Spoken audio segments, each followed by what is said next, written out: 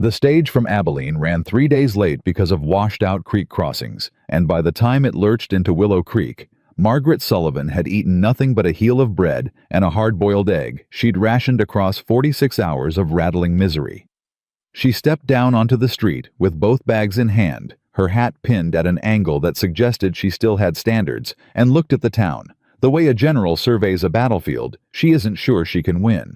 Willow Creek was not what the advertisement had implied. Nothing about it was soft. The main street was packed dirt baked to something approaching stone, and the buildings that lined it had the look of men who'd given up on impressing anyone. A saloon with a leaning sign, a dry goods store with a board missing from its porch, a livery that smelled like it was losing an argument with itself. 2 women standing near the post office watched Margaret step off that stage with the particular expression of people who have been somewhere long enough to recognize a newcomer by the specific kind of hope still visible in her posture. That hope was in Margaret's case real and necessary and quietly terrified. She had arrived with 2 bags, $12.40, the name of a ranch written on a scrap of newspaper, and the understanding that if this did not work out, there was no plan remaining. Philadelphia was gone. The house was gone. The accounts, which had turned out to be entirely fictional, constructed with patient and elaborate care by a man she had believed in for 19 years, were gone. Edward Sullivan had died 8 months ago, and in dying, had revealed himself to be someone she had never actually known. The debts were real. The creditors were real. The looks from people who had once called themselves friends were very, very real. She had not allowed herself to fall apart. She did not have that luxury. The advertisement had been folded into thirds in a copy of the Philadelphia Inquirer, pushed to a back page between notices for patent medicines and a request for a seamstress in Topeka. Cook wanted. Circle M Ranch, Willow Creek, Kansas. Room and board included. Serious applicants only. Apply in person or by letter to J. Caldwell. She had written the letter on a Tuesday. By Thursday, she had decided not to wait for an answer. She asked for directions to Circle M from the man who ran the dry goods store, who looked at her over the counter with a kind of frank assessment that would have insulted her 6 months ago, and now barely registered. "You the one who wrote Jake Caldwell about the cook position?" "I am." "Huh." He pulled at the side of his mustache. "You know it's a working cattle ranch, not a boarding house." "The advertisement specified," Margaret said. "I can read." He gave her directions. She thanked him with exactly the warmth the situation warranted, which was very little, and walked back out to arrange her bags on a wagon that was heading that direction. She arrived at Circle M Ranch in the late afternoon, and the first thing she noticed was the size of it. Not the land she'd expected land, but the feeling of it. The way the silence was layered. There were sounds, certainly cattle somewhere in the distance, the rhythmic strike of metal on metal from near the barn horses. But beneath all of it was something vast and indifferent, the quiet of a place that did not require her presence and would not adjust itself on her behalf. A boy of about 16 appeared from the direction of the barn, stopped when he saw her and stared. "Is Mr. Caldwell available?" Margaret asked. The boy turned without a word and disappeared back toward the barn. She stood by the wagon for 4 minutes. She counted them. Then Jake Caldwell came around the corner of the main building, and she understood immediately why the advertisement had specified serious applicants only. He was not a man who invited casual conversation. He was somewhere past 40, lean, the way working men are lean, not thin, but reduced to exactly what the work required. He moved with the economical certainty of someone who had stopped wasting motion a long time ago. His face was the kind that showed its history without volunteering the details. He looked at her bags first, then at her. "You're the one from Philadelphia." "Margaret Sullivan?" "You come a long way for a cook job." "I came the distance necessary," she said. "That's all." He was quiet for a moment, studying her the way you study a horse you're not sure about yet. Not unkind, just honest. "How old are you?" "Old enough to know what I'm doing." She held his gaze. 43. "You ever cooked for more than a household?" "I ran a household with dinner parties for 20. I cooked for church socials that fed 60. I understand scale." "This isn't a dinner party," he said. I didn't travel 900 miles looking for a dinner party. Something shifted in his expression. Not a smile, not quite, but an adjustment. 15 men, he said. 3 meals a day. The kitchen's in the main house. Stove is... He paused. Temperamental. I've managed temperamental before. He looked at her for another long moment. Then he picked up one of her bags. I'll show you the kitchen. The kitchen was large by ranch standards, which meant it was cramped by any other measure. A massive cast-iron range dominated one wall, black and elaborate and utterly imperious. A long work table scarred with years of use, shelves of mismatched crockery, a window that looked toward the bunkhouse. A woman named Clara, who turned out to be the wife of the foreman and who had been managing meals in a desperate and increasingly resentful fashion for the 3 weeks since the previous cook had quit, was standing at the range when they walked in. She was stirring something with the energy of a person who has been doing something she never agreed to do. Lord Almighty, Clara said when she saw Margaret. You're real. Clara, Jake said. This is Mrs. Sullivan from Philadelphia. She's going to be taking over the kitchen. Clara put down her spoon and grabbed both of Margaret's hands with the grip of a woman rescuing another woman from something they both understood without saying. You can cook. I can. Real food, not just... Clara gestured at the pot behind her. What's in there? I genuinely cannot tell you. I believe it started as beans. I can cook real food, Margaret said. Clara looked at Jake with an expression that was frankly accusatory. You should have placed that advertisement 6 months ago. Jake had already turned and was heading back toward the door. Over his shoulder he said, Dinner's at 6. Men will be in from the south pasture by 5:30. Margaret looked at the clock on the shelf. It was 4:15. Wait, she said. He stopped. You haven't confirmed the position. We haven't discussed terms. He turned back. Room and board same as the advertisement. Separate room at the back of the house. Sunday afternoons are your own. And if I don't work out? He was quiet for a moment. Then you don't work out. I need to know the terms of dismissal. I'm not a woman who can afford surprises.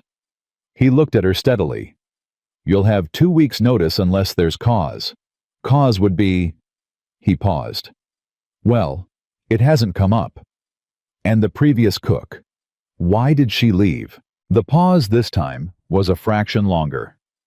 Jake said, and he left because... Another pause. He said it was too quiet. Margaret looked around the kitchen at the evidence of a place that needed her at the stove that squatted against the wall like a challenge. I've been living in too much noise, she said. Quiet sounds like a relief. He looked at her one more time, that same measuring look. Then he said something she would think about for weeks afterward. There's one other condition. All right. This ranch... He stopped. Started again. These men work hard. They're out before sunrise and they come in tired. What they need isn't just food. They need... He seemed to find the word uncomfortable. Spirit, lightness, something that makes the evening feel different from the rest of the day. He looked at her directly. I won't keep a cook who can't bring that. I've tried it. A kitchen that's just a kitchen isn't enough out here. Margaret wasn't sure she'd understood him. You want me to entertain them? No, he said. I want you to season the food with laughter. The silence that followed was complete. That's not a measurement, she said carefully. No, he agreed. It's not. And then he walked out, leaving her with Clara and the pot of uncertain beans and 45 minutes until 15 hungry men came through the door, expecting dinner. Clara Blesser was practical in the face of crisis. The pantry's through there, she said, already moving. He laid in good supplies last month, so you've got what you need. The stove... She hesitated. Tell me about the stove. The damper sticks. There's a trick to it, but I never learned it properly. Old Ray the cook before he knew it, but he left without explaining. Clara pulled open the firebox door. The heat runs high on the left side and cold on the right. Don't put bread on the left side. How long has it been like this? Always, I think. You learn to work around it. Margaret approached the stove the way you approach something that has already made its intentions clear. She adjusted the damper, felt the resistance, adjusted it differently. The draw changed not perfectly, but better. "All right," she said more to herself than to Clara. "All right." She went to the pantry, took inventory in 90 seconds, came back out. "Potatoes, onions, salt pork. Do you have flour?" 2 sacks. "And the milk situation?" 2 cows. Good ones. Then we're making something they can actually eat." She tied on the apron that was hanging by the door, too big for her, designed for someone with different geography, and pushed up her sleeves. "Clara, do you need to be somewhere else?" "I would very much like to be somewhere else." "Then go. I've got it." Clara paused in the doorway. "You sure?" Margaret had her hands already in the flour. "Not remotely," she said. "But I'm doing it anyway." She had 43 minutes. She made a thick potato soup, call it a stew, really, with the salt pork cut fine and the onions rendered down until they were sweet bread to go alongside it, because there was time if she moved fast, and a pan of cornbread to stretch the whole thing, because 15 men were always more than you calculated for. The bread fought her. The left side of the stove lived up to its reputation. She pulled the first pan before it became a problem. Moved it right, adjusted everything. Burned 2 fingers doing it, kept moving. At 5:32 she heard them coming. Not 1 or 2 men, 15 of them boots on the porch, the sound of a day's work, unwinding voices overlapping. She heard the door to the main house open. She heard the sound of them settling at the long table in the next room. Then she heard the silence that meant they were waiting. She picked up the first pot and walked through the door. The table ran the length of the room, and the men around it represented every age and condition you'd expect from a working cattle ranch. Young men barely past 22 or 3 who'd been at it long enough to have made peace with the permanence of saddle leather. A man with a hand wrapped in a bandage that was already not clean enough. They looked at her with the particular expression of men who have learned that expectations in general lead to disappointment. She set the pot on the trivet at the center of the table. "Gentlemen," she said, "I'm Mrs. Sullivan. I've been in your kitchen for approximately 45 minutes, so I'll ask you to grade on a curve this evening. Dinner is potato and salt pork stew bread and cornbread. I know that doesn't sound like much." Silence. "But," she said, lifting the lid, "I put everything I had into it." The smell hit the room, and she watched something happen that she hadn't expected. The silence didn't stay hostile. It changed texture. 2 of the younger men leaned forward almost involuntarily. The man with the bandaged hand sat up straighter. Someone at the far end of the table made a sound that was very nearly involuntary appreciation. She began to serve. Jake Caldwell, she noticed, sat at the head of the table. He watched her work without expression. She did not look at him directly. She moved around the table methodically, making sure the portions were even, making sure everyone had bread. When she got to the youngest man at the table, he couldn't have been more than 19, with a face that still looked faintly surprised to find itself on a cattle ranch. He looked at the bowl and then up at her and said with complete sincerity, "This smells like home, ma'am." She hadn't expected that. She felt it land somewhere under her sternum and had to hold very still for a moment. "Thank you," she said. "That's the nicest thing anyone said to me in about 8 months."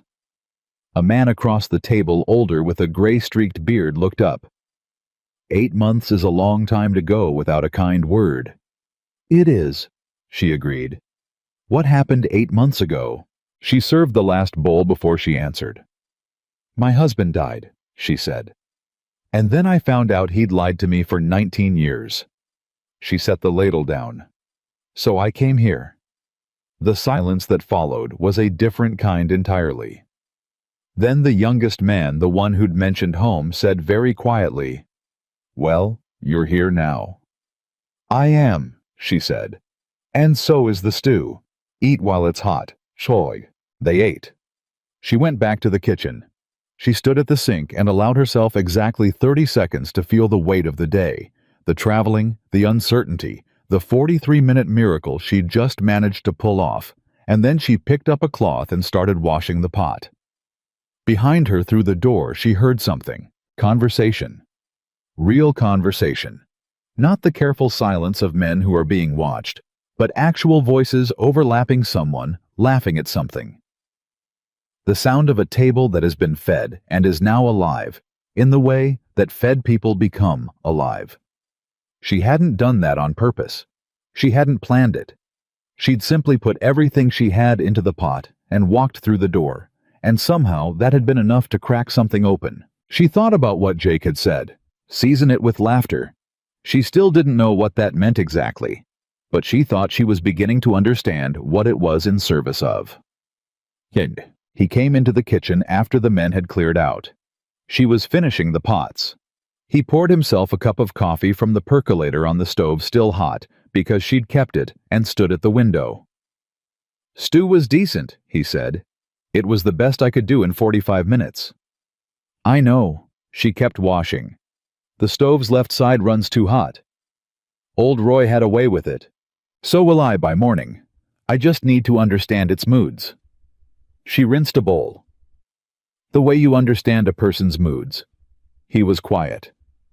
"How long have you been running this ranch without a cook?" she asked. 3 weeks with Clara holding it together. Before that, about 6 months of patching it. Why is it so hard to keep one? He turned the cup in his hands. It's isolated. The work is relentless. And... He paused. Some people come out here thinking the frontier is one thing and find out it's another. What did they think it was? Simpler, he said. Cleaner. Like starting over is easy. She thought about that for a moment. Starting over isn't easy. It's just necessary sometimes. He looked at her. Is that what this is for you? Starting over. I don't know yet what it is, she said honestly. Right now it's just getting through today. He nodded slowly. That's usually how it starts. She set the last pot to dry and turned to face him. Mr. Caldwell, that condition you mentioned. About laughter. I'm a practical woman. I understand keeping the men's spirits up, that part I can work with. But I need you to tell me what specifically you mean by it, because I don't do things I don't understand. He was quiet for long enough that she thought he might not answer. Then he said, My wife? He stopped. She died 4 years ago. Fever. My boy with her, he was 6. He looked down at the cup. Before she died, when this house still had... He stopped again. The kitchen was different. There was always something happening in there. Something that made the men feel like they were coming home to something, not just a place to sleep before more work. He set the cup down. After she was gone, the kitchen became just a kitchen. And I felt it. The men felt it. The whole ranch felt it, like something essential had been taken out of the walls. His jaw worked for a moment. 3 cooks later, I started putting it in the advertisement.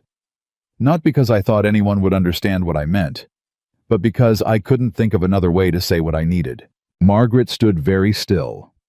And tonight, she said carefully. He looked at her for a long moment. Tonight, he said, those men came in from 12 hours of work in cold weather and sat down to a meal made by a woman who'd been in their kitchen for less than an hour. And by the time they'd eaten, they were talking to each other the way they haven't talked in months. He picked up his hat. Whatever it is you did, Mrs. Sullivan, I can't name it either, but I know I need it. He walked to the door, stopped. Your room's down the hall, second door. Clara made it up this morning. Thank you. He nodded. Mr. Caldwell? He paused. I'm sorry, she said, about your wife and your son. He was still for a moment. Thank you, he said. It's the first time in a while someone said that like they meant it. He walked out.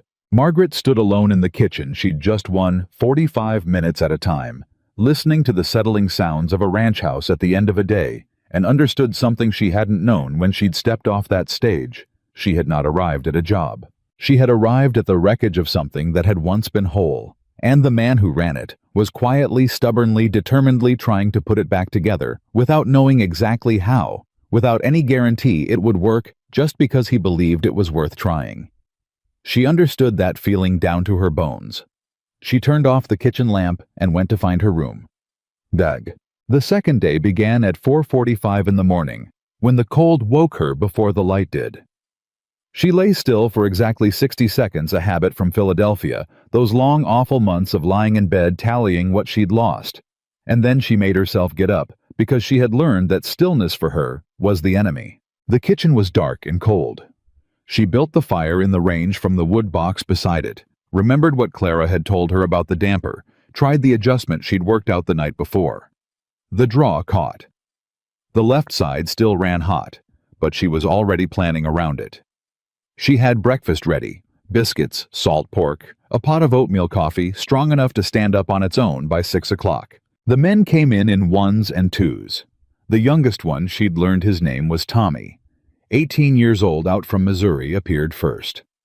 Looked at the table with the expression of a man seeing proof that yesterday had not been a dream, and sat down with a sincerity of purpose that made her smile. "Biscuits," he said. "Biscuits," she confirmed. "Real ones." She put one in front of him. He took a bite. His eyes closed for a moment. "Ma'am," he said, "I don't know what Philadelphia did to you, but I'm glad you left." She burst out laughing before she could stop herself.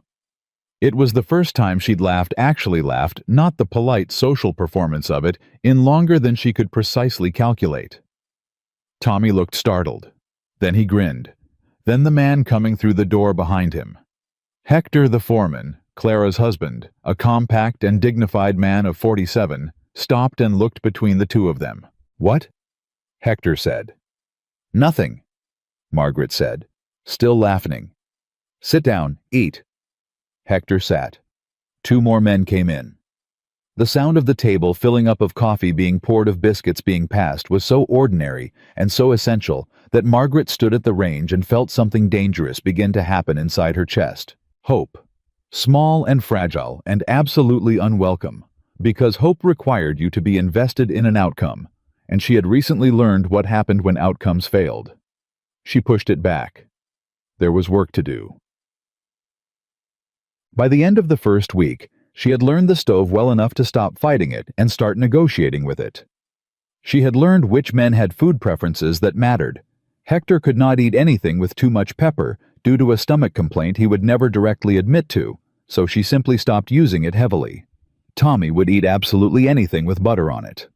A man named Garrett, who never said more than 4 words at a meal, would always eat 2 servings of anything with dried apple in it, which told her something about where he'd come from. She had also learned that the kitchen as a physical space was the center of gravity of the ranch in ways that had nothing to do with food. Men came to the kitchen outside of meal times. Not often and not without purpose. A cup of coffee, a question about the bread, once a request from Tommy. If she had anything for a headache, which she did because she'd brought a small medicine kit from Philadelphia, on the principle that a woman should always have one. She gave him the headache remedy and didn't mention it again, which she suspected was what he needed her to do. She began to understand Jake's condition more precisely. The kitchen wasn't just about food. It was about what food represented: evidence that someone cared enough to pay attention, to learn what people needed to show up every morning before they did, and have something ready. That was not a small thing in a place where people worked until their bodies stopped working and then worked some more. The laughter was harder. She didn't manufacture it. She had never been able to manufacture it, even in the Philadelphia social circles where performance was currency. But she found that it arose naturally in the kitchen when she stopped protecting herself so carefully. She told Tommy one morning when he arrived early and found her wrestling with a pie crust that was not cooperating exactly what she thought of pie crust and its relationship to the concept of justice in the universe. The rant was approximately 2 minutes long and completely sincere. By the end of it, he was leaning against the doorframe, barely holding himself together, and she was laughing at her own frustration, and the pie crust in the distraction had actually come together correctly. "You're funny," Tommy told her, as if this surprised him. "I'm furious," she corrected. "It just comes out the same way sometimes." She saw Jake standing in the hall doorway. She didn't know how long he'd been there. His expression was the one she was beginning to be able to read, not blank as she'd originally thought, but contained. He had learned to hold everything very far inside, and what showed on the surface was the controlled version. But his eyes this morning were different. Something in them that she didn't have a name for yet. He walked to the stove, poured his coffee, and said without looking at her, "Pie for supper." "If the crust cooperates," she said.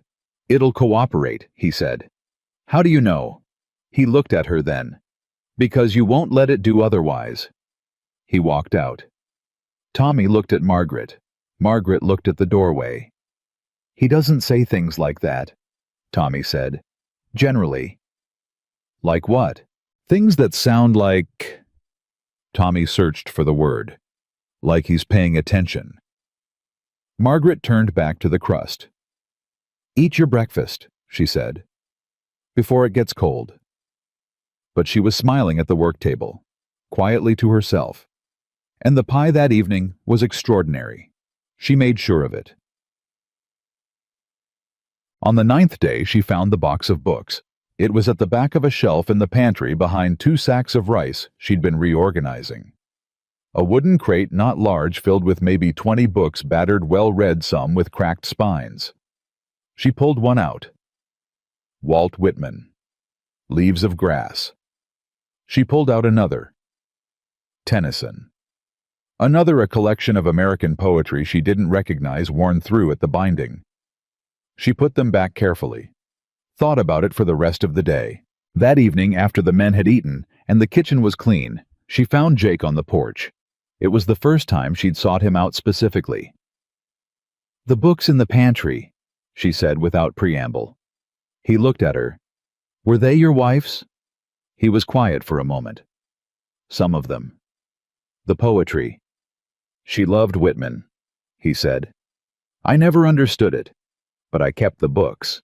Margaret sat down on the step, not beside him, but close enough to be in the same conversation.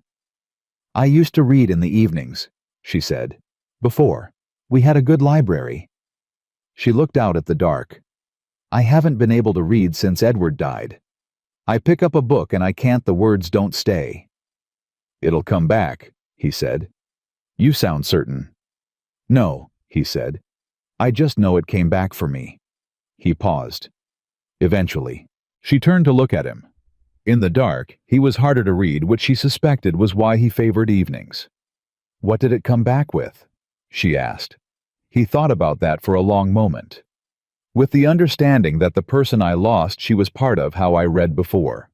And after I had to learn to read differently, without her voice in my head for every line I liked." He looked out at the dark. "It took a long time. But it came back different. Not less. Just mine." Margaret was quiet for a long time. "Mr. Caldwell," she said finally. "Jake," he said. "You've been here 9 days. You can call me Jake." "Jake?" She stood. "Thank you." He looked up at her. "For what?" She thought about how to answer that. For telling the truth. For not pretending that loss is something you get over. For still having the books. "For the porch," she said. "And the quiet." She went inside. Behind her, she heard something she almost missed. A quiet sound, almost nothing. But she was certain, in the way you are certain of things you cannot prove, that for just a moment in the dark of his own front porch, Jake Caldwell had almost smiled. She would have said, if anyone had asked, which no one did, that she was managing well. That was the word she used inside herself, managing. It implied competence without attachment. It left room to leave if leaving became necessary. But on the 12th night alone in her room, after the ranch had gone quiet, she opened the box she'd carried from Philadelphia, the one she hadn't touched since she'd arrived, the one that held what was left of her previous life, and she sat on the edge of her bed, and held the photograph of herself and Edward on their wedding day. She did not look the way she'd expected to look looking at it. She waited for grief. She found something more complicated, a grief for the marriage she'd thought she had, which had never existed, and a grief for the woman in the photograph who had believed with her whole heart in something that turned out to be a beautiful, catastrophic lie. "You deserved better," she told the woman in the photograph. You deserved the truth. She put the photograph back in the box, closed it, slid it under the bed. Then she lay down in the dark of a Kansas ranch house in a room that was not hers and was also slowly, improbably beginning to feel like it might be, and she listened to the sounds of the place settling around her. And for the first time in 8 months, she did not feel afraid of the morning. She felt something she had almost forgotten the name of. She felt ready. The morning of the 13th day, Margaret burned the biscuits. Not slightly. Not in the way where you scrape the bottom and serve them anyway, and nobody says a word, because the alternative is nothing. She burned them completely black on the bottom, dense in the middle smoke, curling up from the range, in a way that made Tommy, who came in early, as always, stop in the doorway and say nothing, which was somehow worse than if he'd laughed. She looked at the pan. She looked at what was in it.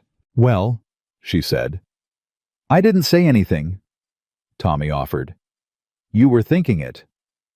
I was thinking maybe I wasn't that hungry. She picked up the pan, walked to the back door, opened it, and set the whole thing outside in the cold air, with the methodical calm of a woman deciding not to have a reaction she couldn't afford. Then she came back in, washed her hands, and started over. What happened? Tommy asked, sitting carefully at the table, as if sudden movements might destabilize the situation further. I didn't sleep well.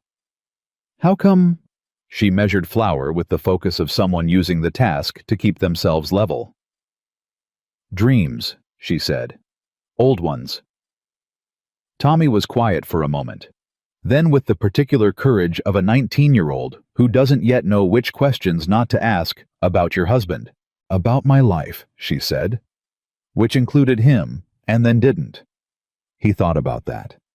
That must be strange, having a whole life, and then not having it. It's strange, she said. And then you get up and make biscuits and burn them, and the strangeness has to wait because there are 15 men who need to eat at 6 o'clock.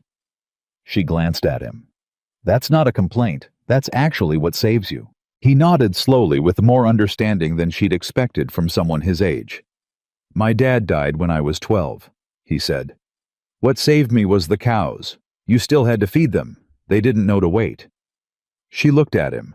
He was looking at the table, turning his coffee cup in his hands. Tommy, she said. Ma'am, you're going to be all right, she said.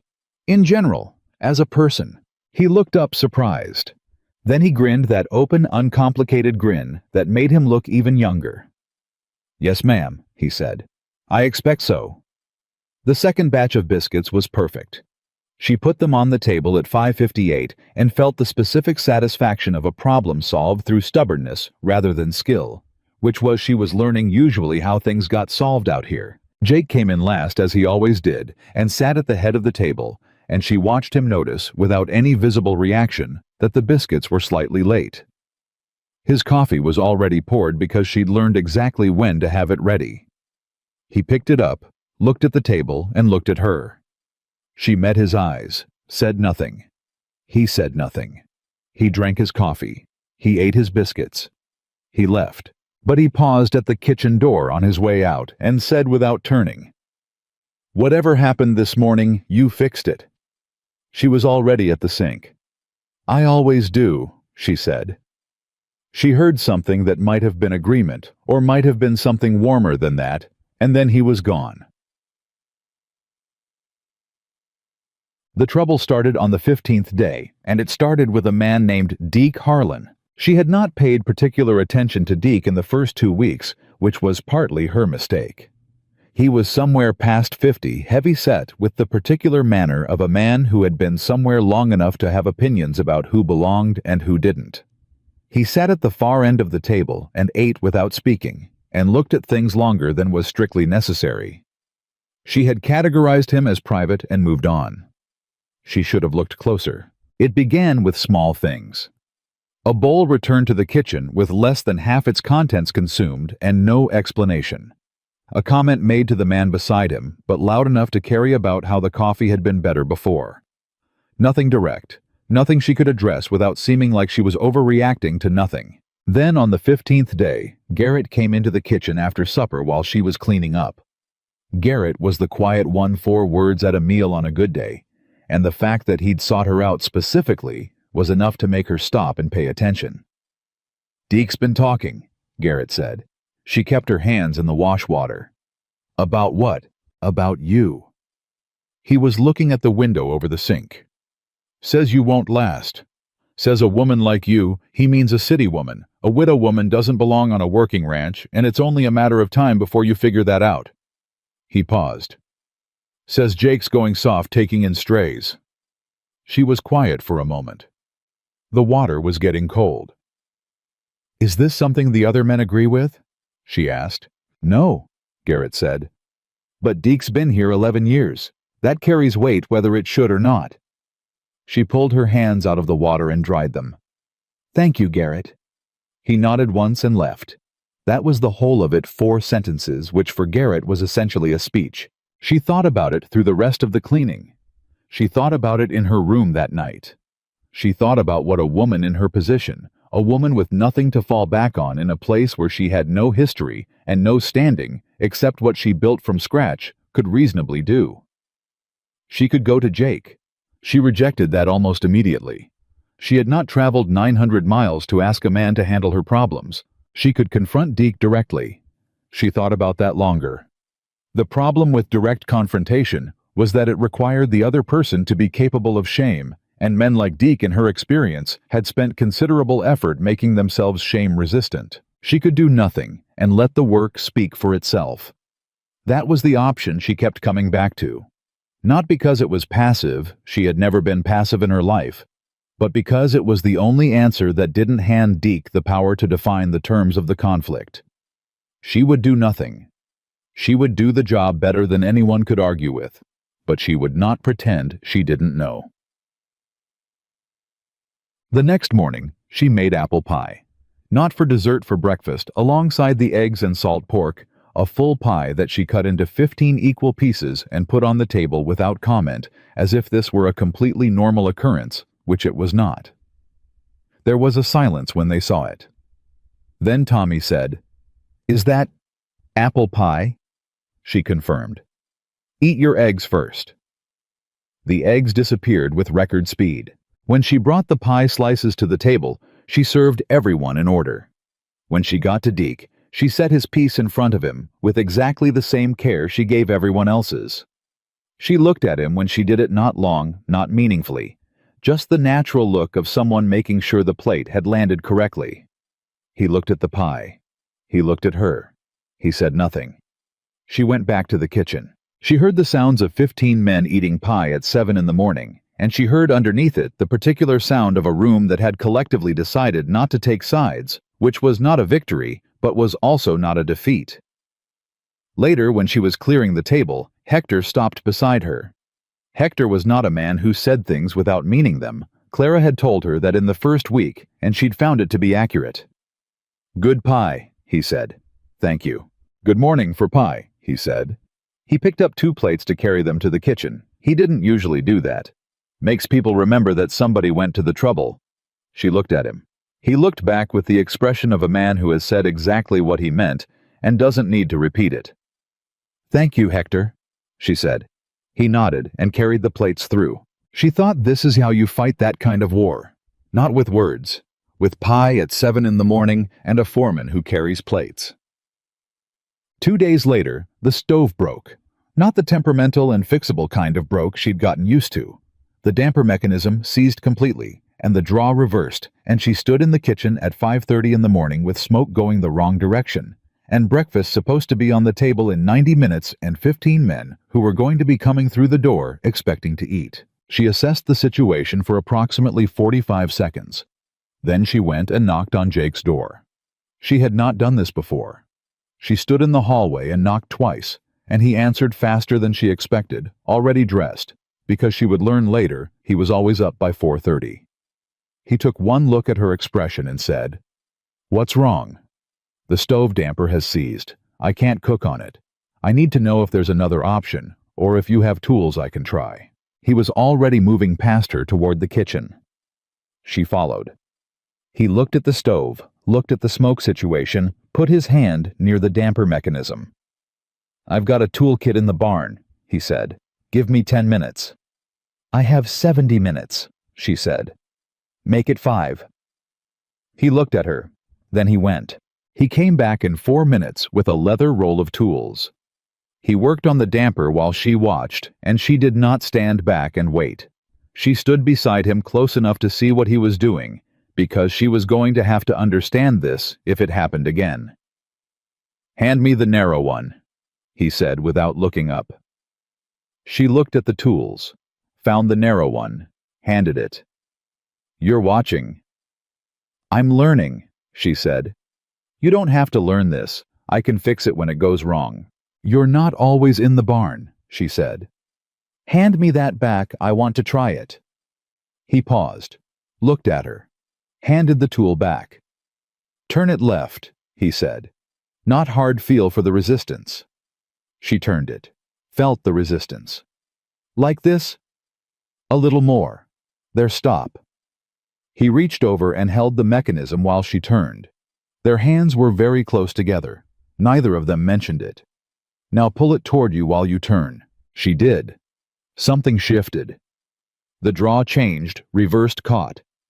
The smoke began moving the right direction. There, Jake said. She held very still for a moment, her hand still on the mechanism, feeling the draw of proper airflow. Then she stepped back and said, I need you to show me how to prevent it. Routine is oil on the mechanism every 2 weeks. I should have done it. That's my failure, not yours. Split the failure, she said. I should have asked how to maintain it. He looked at her with that contained expression, and she was beginning to know it well enough now to read what was underneath it, which was something that looked very much like respect. Split the failure, he said. All right. She turned to the range. I have 65 minutes. Go. I'll handle it from here. She heard him hesitate not long, just a beat, and then he left. She made eggs scrambled with dried onion hash with yesterday's potatoes and coffee so strong it constituted its own food group, and she had it on the table with 3 minutes to spare. Tommy came in and looked at her face and said, Rough morning. Excellent morning, she said. Sit down. He sat. He looked at the food. He looked at her. You've got soot on your collar, he said. I fought the stove and won, she said. That earns a little soot. He grinned. The man beside him, a young Mexican hand named Luis, who was quiet in the way of someone still deciding whether a place was safe, looked between them, and for the first time in Margaret's memory, smiled at the table. That was worth any amount of soot. The twist came on the 18th day, and it came from a direction she hadn't been watching. A rider came in from town mid-afternoon, and she heard him talking to Jake near the barn, but she was in the kitchen, and it was none of her business, and she had bread rising that required attention. She thought nothing of it. Then Clara came in, which was unusual, because Clara respected the kitchen as Margaret's territory now, and sat down at the work table with the expression of a woman carrying information she isn't sure how to deliver. Clara, Margaret said without stopping her work, whatever it is, just say it. There's a man in town, Clara said. He came in on the noon stage. He's been asking questions about Jake. Margaret looked up. What kind of questions? About the ranch, the deed, whether Jake is the rightful holder. Clara folded her hands on the table. His name is Braddock, Howard Braddock. He's a land agent. Margaret was quiet. Does Jake know he's in town? That's what the rider came to tell him. And Clara looked at her directly. Jake's face when he heard the name Margaret, I've known that man for 7 years, and I have never seen him look like that. She paused. Like he'd known something like this was coming, and had been waiting for it anyway. Margaret set down the bread she was working. What do you know about it? Only what Hector's told me, and Hector doesn't know everything. Clara lowered her voice, as if someone might be listening. 3 years ago, Jake had a partner, man named Victor Cross. They built this ranch together, or that was the arrangement. Jake did the work, Cross provided the capital, and the deed was held in both names. Then Cross died and his estate started making claims about what was owed, and Jake spent the better part of a year fighting it off in Abilene. He won. Or he thought he won. Margaret felt something cold move through her. Braddock. Works for Cross's son, Clara said, who has apparently decided to try again. They sat in silence for a moment. Outside, they could hear Jake's voice too far to make out words, but the tone was controlled in the particular way of a man controlling something with effort. How bad could it be? Margaret asked. Clara looked at her with the honest eyes of a woman who didn't trade in false comfort. If someone's challenging the deed and has any kind of legal standing, he could lose everything. The land, the cattle, the house. She paused. All of us. Margaret thought of 15 men who came to a table every morning expecting breakfast. She thought of Tommy, who was 18 years old and had nowhere else. She thought of Garrett, who never said anything, and Louise, who was finally starting to smile. She thought of the kitchen, her kitchen now, whether she'd meant it to be or not. She thought, no, not a loud no, not a dramatic no. Just the quiet, absolute, deeply practical no of a woman who has lost everything she had once and knows precisely how it feels and is not prepared to watch it happen to someone else without doing something about it. What do we know about the legal situation? She said. Almost nothing. Jake doesn't talk about it. Does Jake have a lawyer? He did, in Abilene. I don't know if that's still the arrangement. Does he have the paperwork? The original deed, the settlement from 3 years ago? Clara blinked. I would assume so. He's not a careless man. No, Margaret said. He isn't. She was already thinking, her mind moving in directions she'd kept closed off for months. The directions that had made her useful in Philadelphia before everything collapsed. The ability to look at a legal or financial problem and see the shape of it. Edward had always dismissed that ability. You don't need to understand it, Maggie. That's what lawyers are for. She had believed him. She would not make that mistake again. I need to talk to him. Margaret. I know, she said. It's not my business. That's not what I was going to say. Clara looked at her steadily. I was going to say, be careful how you do it. He doesn't take help well. He'll see it as pity before he sees it as help, and if he thinks you pity him, he'll close up entirely. Margaret thought about that. About a man who read Whitman in an empty kitchen and kept his dead wife's books in a pantry, and had spent 4 years running a ranch with a grief he never mentioned. A man who asked for laughter because he didn't know how to ask for anything else. I know how to talk to a man who doesn't want to be talked to, she said. Clara looked at her for a long moment. Yes, she said quietly. I believe you do. She found him after supper in the predictable place, the porch. She brought 2 cups of coffee and sat on the step the way she had before, at an angle not beside him but within the same conversation. She handed him a cup. He took it.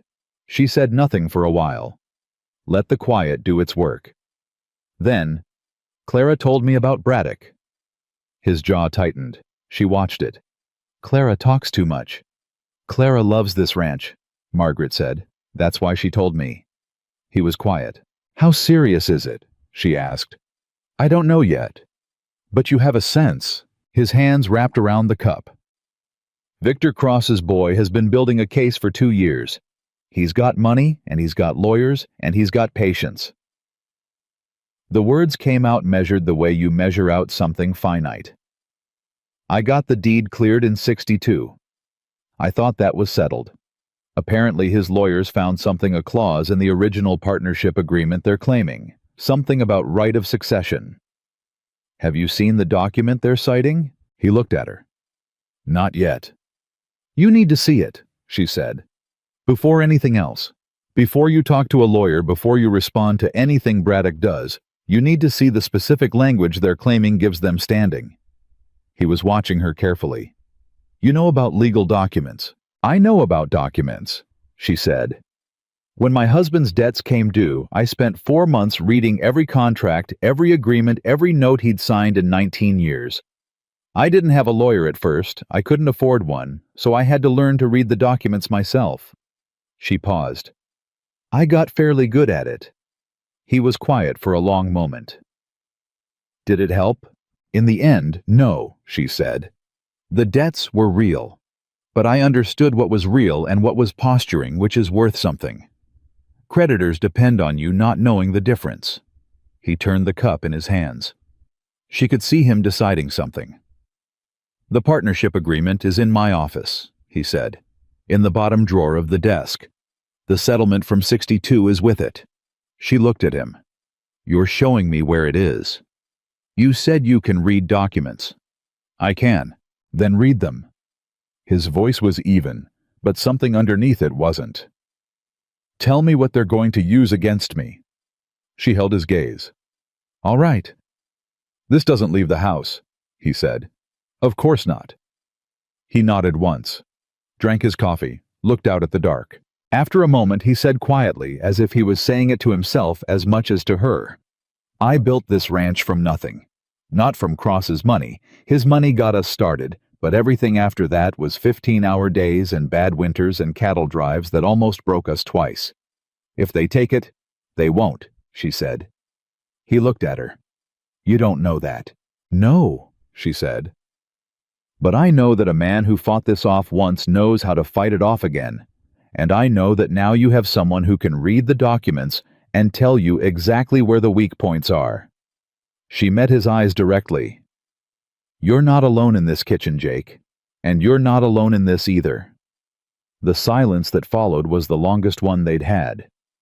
The kind that doesn't feel like absence, feels like something filling up.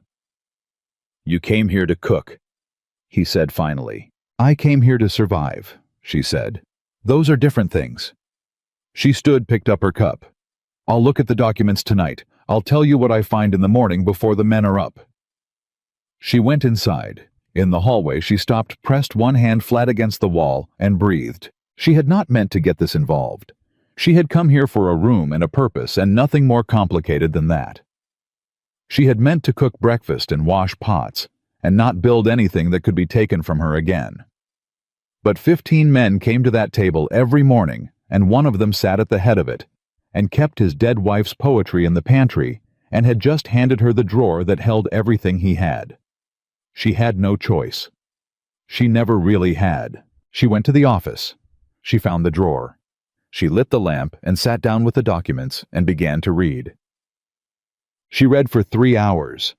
The partnership agreement was 12 pages hand-drafted in the kind of language that looks plain but means something specific in every clause. The settlement document from 62 was another 8 pages plus 2 pages of exhibits.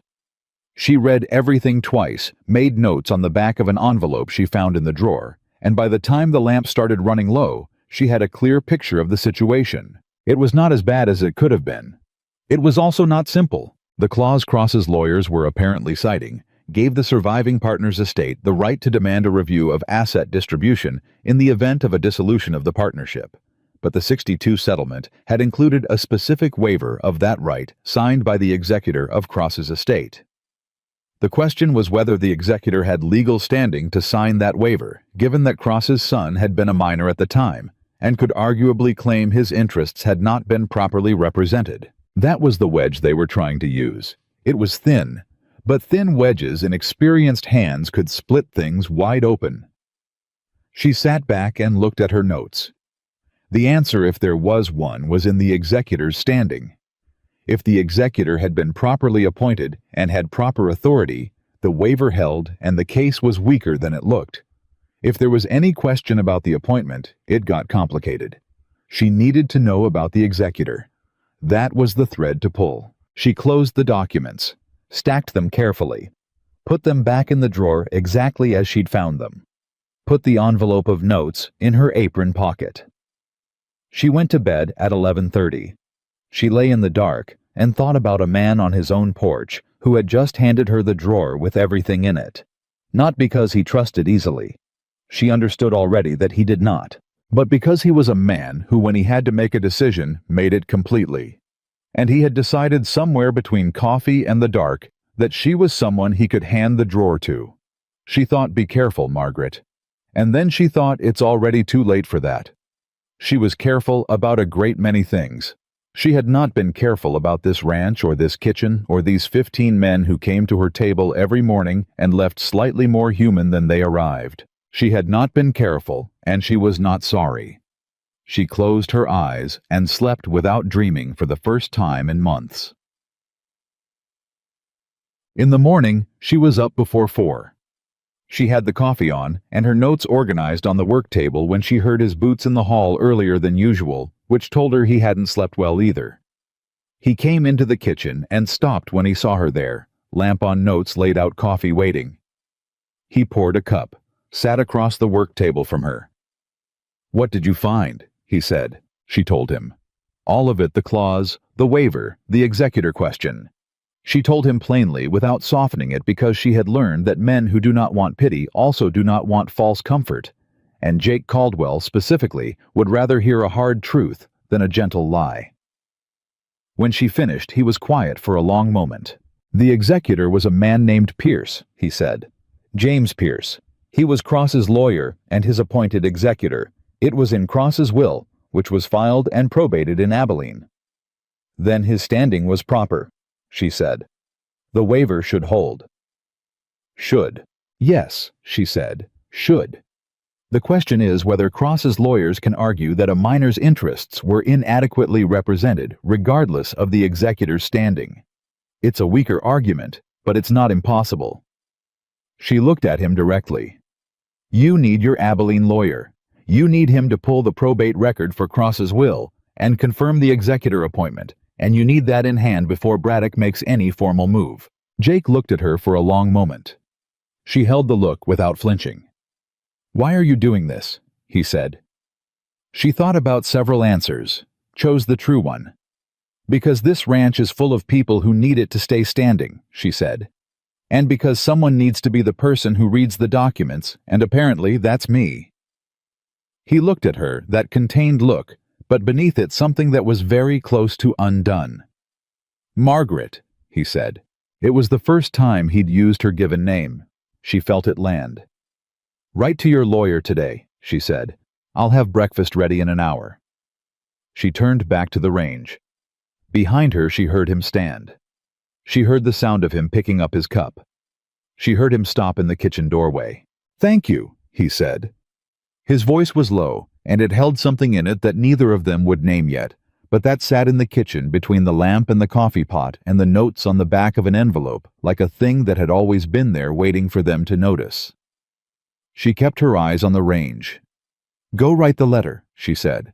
He went. She stood at the stove and felt the early morning quiet of the kitchen settle around her. The familiar sounds of the fire, the smell of coffee, the particular darkness before dawn that she had come to think of as hers, and no one else's. She thought $12.40. 2 bags. A newspaper advertisement. She thought about everything she had lost, and everything she had not expected to find. Outside the dark was already beginning to thin at the edges. In an hour, the men would come in from the bunkhouse cold and hungry and counting on her. The stove was behaving. The coffee was ready. Whatever was coming with Braddock, whatever thread she had just picked up and begun to pull, that was for later.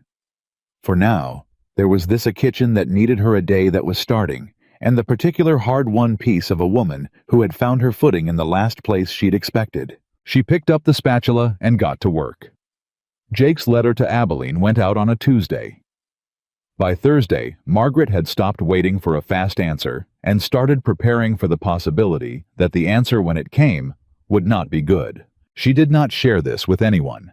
She folded it into the back of her mind the way you fold a bill you can't yet pay, present accounted for, not forgotten. And she kept the kitchen running with the discipline of a woman who understands that the best thing you can do when something large and uncertain is bearing down on you is to control every small thing within your reach. The bread came out right every morning. The coffee stayed hot. The meals arrived on time. But the ranch felt different now. She felt it in the way men came to the table a little quieter, a little more careful with their words, the way people get when they know something is wrong but haven't been told officially, and so are carrying the weight of not knowing without anywhere to put it down. Hector knew. Clara had told him, and Hector carried it the way he carried everything steady upright, without burdening anyone else with the effort it cost him. He worked longer hours. He pushed the younger men harder, not cruelly, but with the focused urgency of someone who knows that a ranch under threat needs to look unassailable from the outside. Tommy didn't know the specifics, but Tommy was 19 and perceptive in the unguarded way of people who haven't yet learned to stop paying attention. He came into the kitchen on Friday morning and sat at the table and watched Margaret work with an expression she recognized the expression of someone trying to figure out whether they're allowed to ask. "Ask," she said without turning around. "Is Jake in trouble?" She considered how to answer that. She settled on what she would have wanted someone to tell her back when she'd been the one without information, in a situation that concerned her, the truth partial, but not dishonest. "There's a legal challenge to the ranch deed," she said. "It came up before 3 years ago, and Jake handled it. He's handling it again." "How bad is it?" "It's manageable," she said. "If the right information comes from Abilene in time." Tommy was quiet. Then, "What do we do?" She turned to look at him, then because the question surprised her, not its content, but its pronoun. "We." As if it were obvious that this was a shared problem. "You do what you do every day," she said. "You work, you show up, you eat your breakfast, and you don't give Braddock or anyone he's working with a single reason to think this ranch is anything other than solid." He nodded slowly.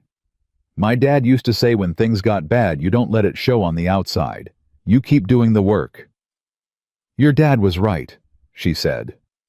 Tommy nodded again, picked up his coffee, and drank it with the resolved expression of a boy deciding to be a man about something. She watched him do it, and felt the particular ache of recognizing courage in someone young enough that it still costs them something to find it. She turned back to the range. The biscuits needed another 4 minutes. She thought, hold together. Just a little longer. Dad. Braddock came to the ranch on Saturday. She heard the horse before she heard the knock. A single horse moving at the careful pace of someone who wants to be seen arriving, rather than surprised arriving. She was in the kitchen when Hector came through the back door and said quietly, "Man at the front. Says he's here to see Jake." "Braddock?" "Says his name is Howard Braddock. Land agent. Has a document case with him." She dried her hands. "Where's Jake?" "Still out, south pasture. I sent Luis for him. He'll be 20 minutes. 20 minutes. She looked at Hector. He looked at her. "I'll go," she said. "Margaret?" "I'll go," she said again. "I'm not going to negotiate with him. I'm going to make sure he waits, and I'm going to watch him while he does." Hector looked at her for a moment with the expression of a man deciding whether to argue and concluding it wouldn't accomplish anything. She went to the front of the house. Howard Braddock was somewhere past 45, with a lawyer's hands and a land agent's eyes, the kind that are always measuring, always pricing, always looking for the gap between what something is worth and what the person holding it knows it's worth. He was dressed for town in a way that looked deliberately out of place, and he held his document case with the practiced ease of someone who uses it as both tool and prop. He looked at Margaret with the very slight recalibration of a man who had expected to deal with a rancher and instead found a woman in an apron. "Mrs.," he said. "Sullivan," she said. "Margaret Sullivan. I manage the household at Circle M." She kept her voice even and her posture exact. "Mr. Caldwell is on the south pasture and will be back within the half hour. I'd invite you to wait." Braddock's eyes moved over her with the quick assessment of a man deciding what category she fit. "You're the cook." "I manage the household," she said again precisely. "Coffee." He accepted. She brought it to the front room and sat across from him, not beside him, not deferentially, but with the measured distance of someone conducting a conversation they intend to control. She did not ask about his business. She talked about the weather, the quality of the road from town, whether the stage from Abilene was running on schedule. She talked about nothing pleasantly with the fluency of a woman who had spent 20 years in Philadelphia society rooms, where the ability to make empty conversation was both currency and armor. Braddock, she noticed, was not good at empty conversation. He kept trying to steer toward substance, and she kept redirecting smoothly, without appearing to redirect. And she watched him grow incrementally more frustrated in the particular way of men who are used to being the most prepared person in a room. She was also watching his document case. She was watching where his eyes went when she said Jake's name. She was watching the specific quality of his confidence high, but with something underneath it that wasn't entirely settled. That mattered. Fully settled confidence doesn't show anything.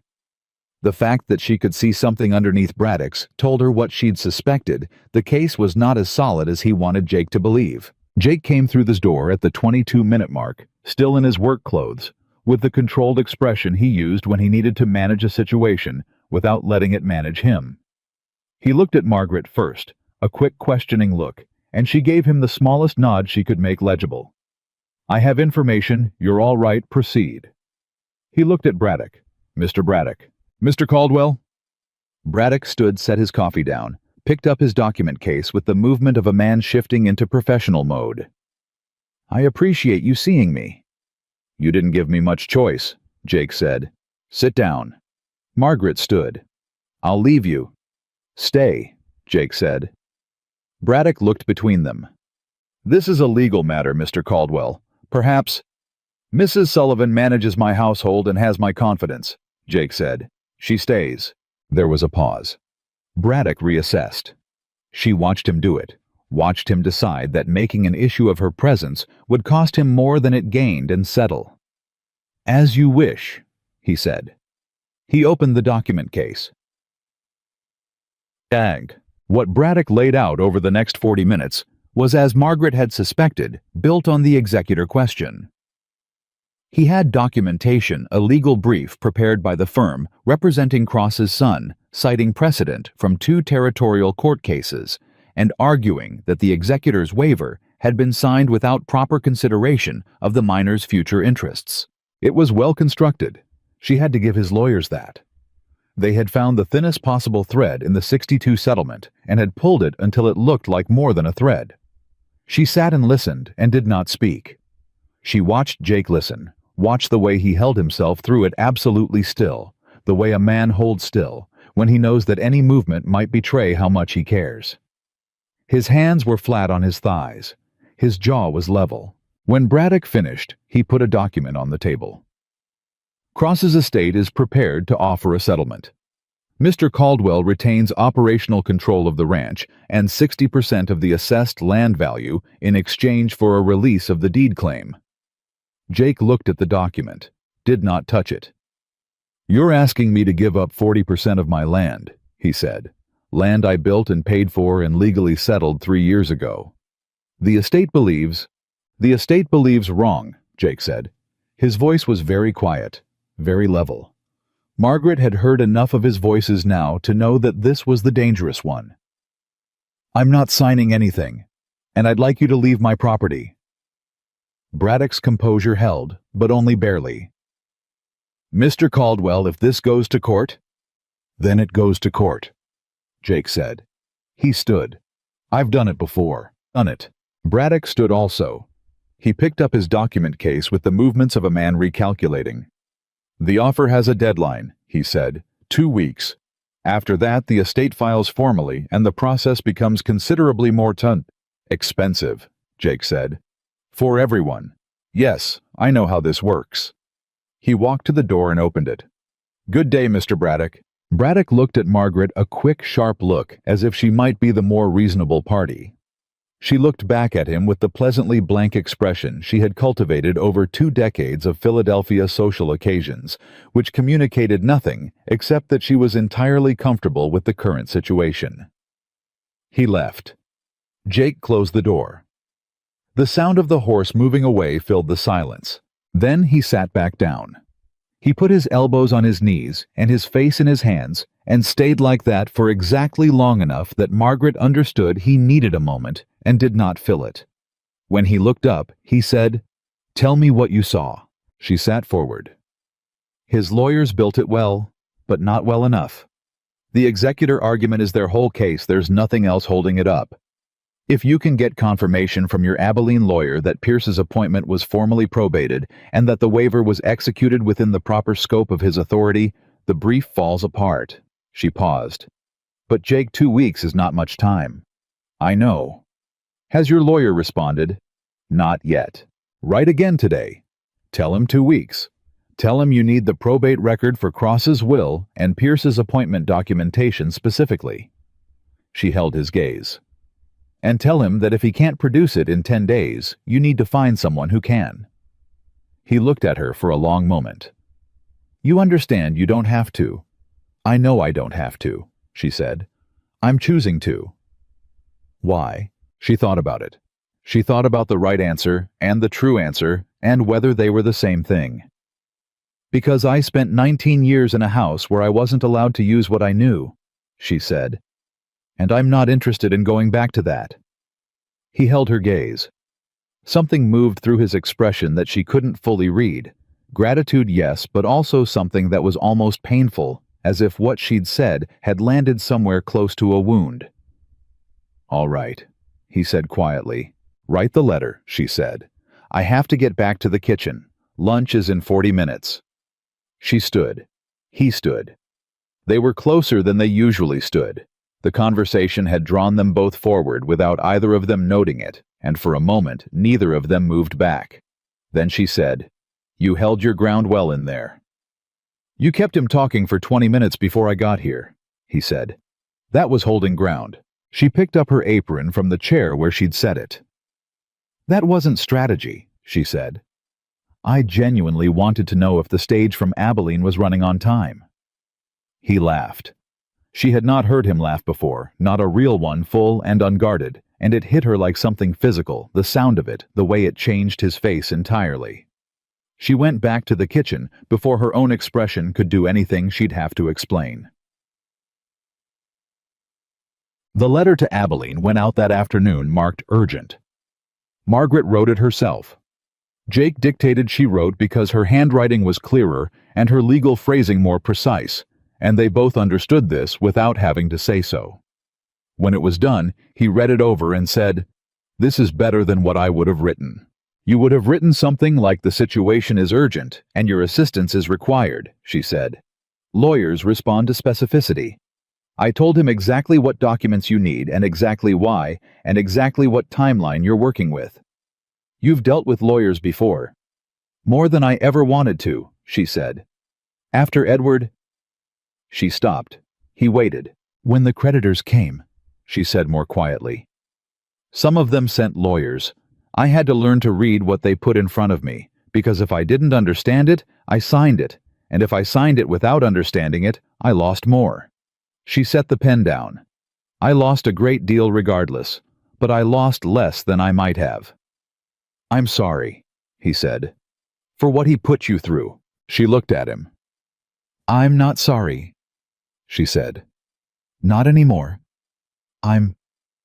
She searched for the right word. I'm informed. That's what it made me.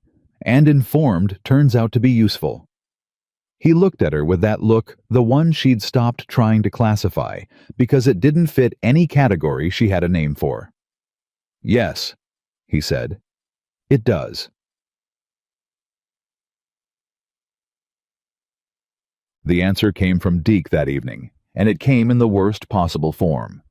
She was at the sink when she heard the voices outside the kitchen window, not raised, not confrontational, but with the particular quality of men who have been drinking enough to say what they'd normally hold back. Deke's voice. And another one she placed after a moment as belonging to a man named Croft, who'd been at the ranch 8 months and who had the quality of a person who finds it natural to agree with whoever seems most certain. Telling you it's a matter of time, Deke was saying. Ranch can't survive a court fight. Jake knows it. That's why he's desperate enough to let a widow woman from back east run his affairs. She went still. She's just the cook, Croft said. Is she? Deke's voice had something ugly in it. She was alone with him in the front room for 20 minutes with that land agent. She wrote his letter to Abilene. She's got her hooks in this situation a lot deeper than a cook ought to. A pause.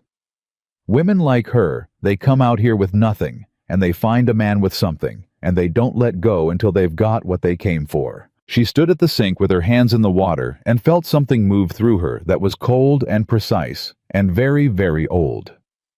She had heard versions of this before in Philadelphia, drawing rooms from Edward's creditors, from women who had once called her friend.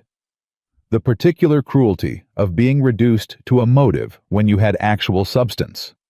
She could go outside and say something. She could say nothing and let it pass. She could tell Jake. She chose a fourth option. She finished the dishes. She went to the front room. She found Jake in his office working on the ranch accounts. She knocked on the open door, and he looked up. "Deke is outside the kitchen window," she said, "telling Croft that I have my hooks in you and that I came here to get my hands on the ranch." She watched his face. It went very still. Then something moved through it that was quiet and absolute, and not pleasant. "How long has he been talking like this?" Jake said. "Garrett told me 2 weeks ago he was saying I wouldn't last," she said. "Tonight is the first time I've heard the rest of it personally." Jake set down his pen. "Jake." She kept her voice even. "I need you to understand something before you do anything. If you go out there and confront him because of what he said about me, it looks like he's right. It looks like I've got a claim on you that's something other than employment, and that gives his words more weight than they deserve." He looked at her steadily. What he said is wrong," she said. "I know it's wrong. You know it's wrong. The question is how you handle it, because how you handle it determines whether people believe it." He was quiet for a long moment. "What would you have me do?" "Nothing tonight," she said. "Let it go tonight. If he says it again, if it goes further, then you address it. But you address it about the work, not about me. You tell him that a man who speaks about another employee, the way he spoke about me, is a man who's looking for a reason to leave. He's been here 11 years. "I know," she said. "That's why you say it quietly and only once." Jake looked at her for a long time. She held the look without flinching, the way she'd learned to hold difficult things without letting them push her off her feet. "You should be angry," he said finally. "I am angry," she said. "I'm furious, actually, but I've learned that fury is more useful when it's pointed in the right direction." She paused. "And right now the right direction is Abilene and your deed, not Deke Harlan's opinion of me." Something shifted in his face. Something that was very close to awe, or the specific kind of respect that comes from watching someone handle something hard in a way you couldn't have managed yourself. "All right," he said quietly. "Good." She stepped back from the doorway. "I'm going to bed. The letter's on your desk. It'll go with the morning rider." "Margaret." She stopped. What he said. Jake's voice was careful, precise. "I want you to know whatever my men might think, whatever Braddock or anyone else might think, I know exactly why you're here, and it's got nothing to do with what Deke said." She stood in the doorway and looked at him, and thought, "You have no idea how much that cost you to say, and how much it cost me to hear it." "Thank you," she said. She went to bed. She lay in the dark for a long time, listening to the ranch settle into night, and she thought about hooks, about what it meant to have them, and what it meant to deny them, and what it meant when the distinction stopped being entirely clear. She thought, "Be careful, Margaret." And then she thought it has been too late for careful for quite some time now. "Ken." The response from Abilene came on the 9th day, one day before she'd told herself to start genuinely worrying. It came in the form of a letter and a separate packet of documents, and Jake brought them to the kitchen without opening them, which told her something about what kind of news he was bracing for. She wiped her hands. "Sit down," she said. He sat. She opened the letter. She read it once quickly, and then again slowly, and then she set it down and looked at the packet of documents and opened those and read the relevant sections. Jake watched her face. She kept it level. She had learned from Edward's creditors, from Philadelphia lawyers, from every moment she'd had to receive bad news in front of people who were waiting to see what it would do to her, how to receive information without broadcasting a reaction before she'd had time to think about what the reaction should be. She put the documents down. She looked at Jake. James Pierce was appointed executor by Cross's will, which was filed and probated in Abilene in September of 1859, she said. Your lawyer has the probate record. Pierce's authority to execute the waiver fell entirely within the scope of his appointment as executor. She paused. Cross's son was 16 when the estate settled not a minor under Kansas territorial law, which sets majority at 16 for purposes of estate proceedings. Jake stared at her. Their case falls apart, she said. The executor had full standing. The waiver is valid. Cross's son is 34 years old, and he had full legal standing at 16, and his lawyers should have known this, or they did know it and decided to try anyway. She pushed the documents toward him. You're not in danger of losing this ranch, Jake. He looked at the documents. He looked at her. He put both hands flat on the work table, and for a moment he did not move at all. She watched him absorb it. Watched the weight of 2 weeks of controlled worry begin to release from somewhere in his chest, and she watched him hold very still while it did, because he was a man who did not know how to receive relief any more easily than he received help. You're sure, he said. Read the probate record, she said. Your lawyer flagged the specific section. Page 3, the clause establishing the scope of the executor's authority over all estate assets and obligations. She had memorized it. It's clear. He pulled the documents toward him and read. She got up and poured 2 cups of coffee, because something in the moment required something to do with her hands. When he looked up, his eyes were different. She had seen him worried, or rather she had seen him containing worry, which was the version he allowed to show, and she had seen him controlled and guarded, and once on the porch in the dark, something that was nearly grief. But she had not seen him the way he looked right now, which was a man who had been carrying something very heavy for a very long time, and had just been told he could set it down. Margaret, he said.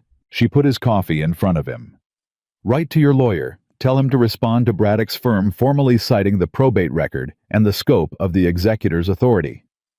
Do it in the next 3 days before the 2-week deadline Braddock set. I will. He didn't pick up the coffee. He was looking at her.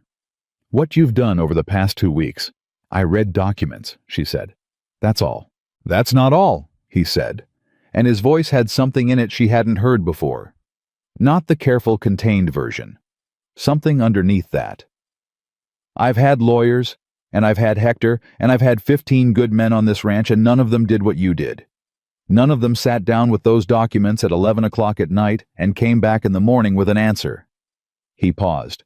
None of them kept Braddock talking for 20 minutes, so I'd have time to get back. None of them...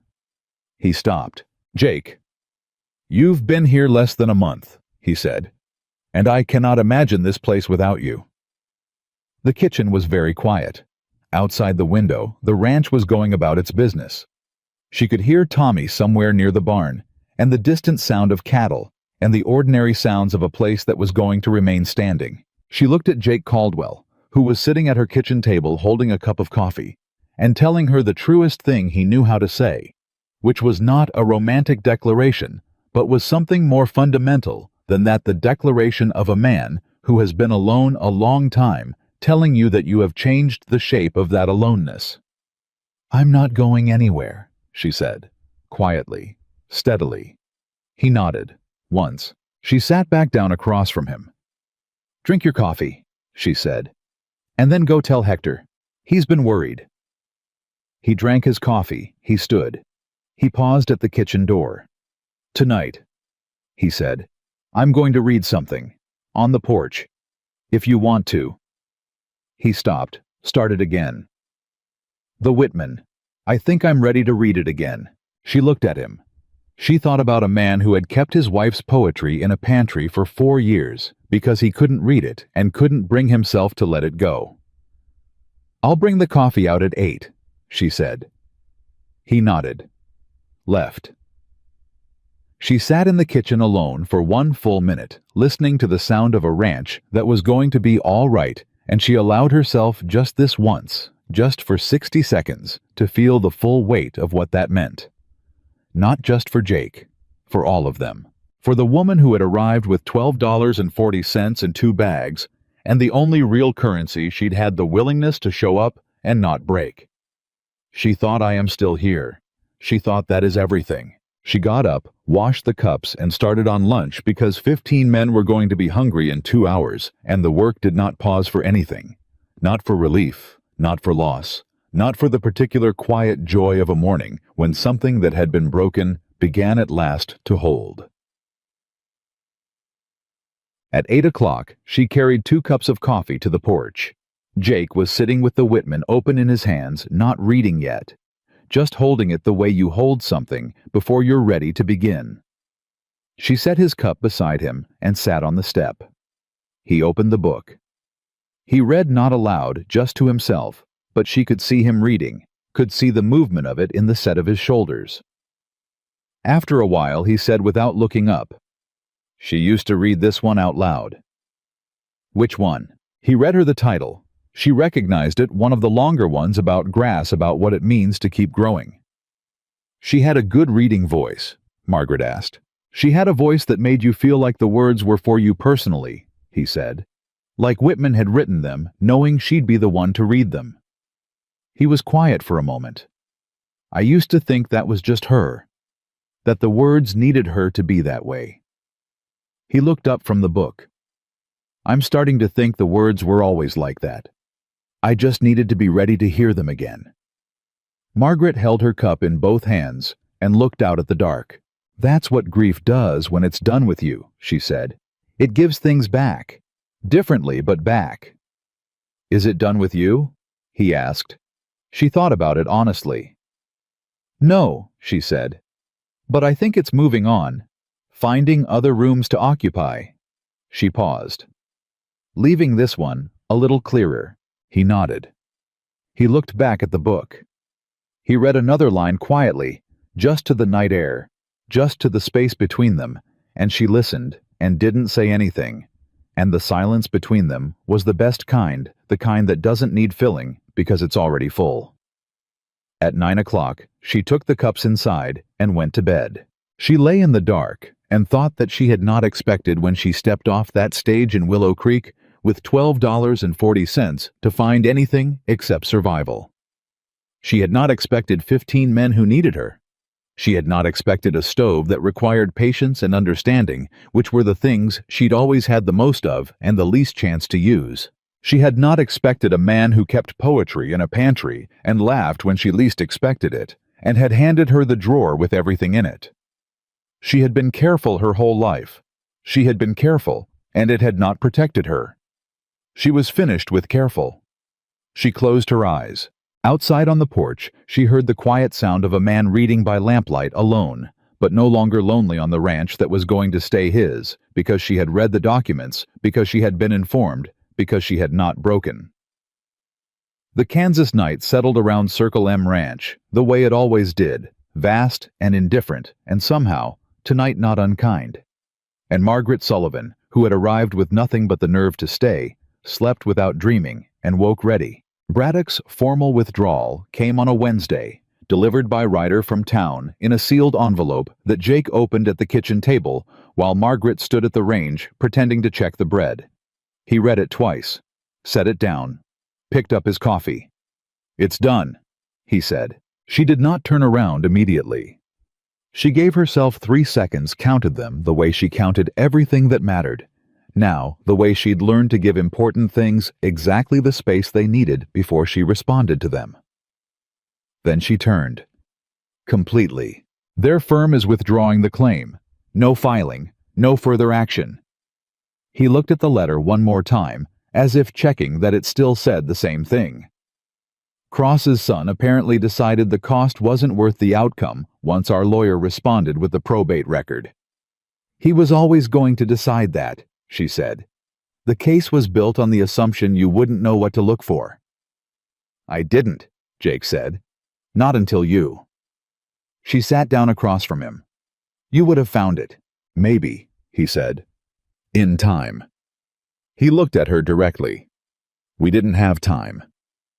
She held his gaze for a moment, and then she did something she hadn't planned to do. She reached across the table and put her hand briefly over his, the way you do when words are insufficient and something physical is needed to carry the weight of what you mean. She pulled her hand back before it became something that required acknowledging. He looked at where her hand had been. Then he looked at her.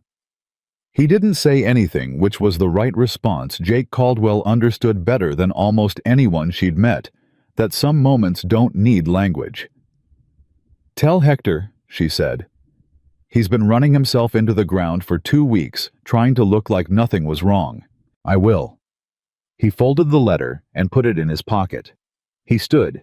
He paused at the kitchen door, with a habit she'd gotten used to that pause that moment before he left a room, as if he was always calculating whether there was something else that needed saying. "Margaret," he said. "Thank you doesn't cover it." "No," she agreed. "It doesn't. But it's what we have, so it'll do." He almost smiled. Left.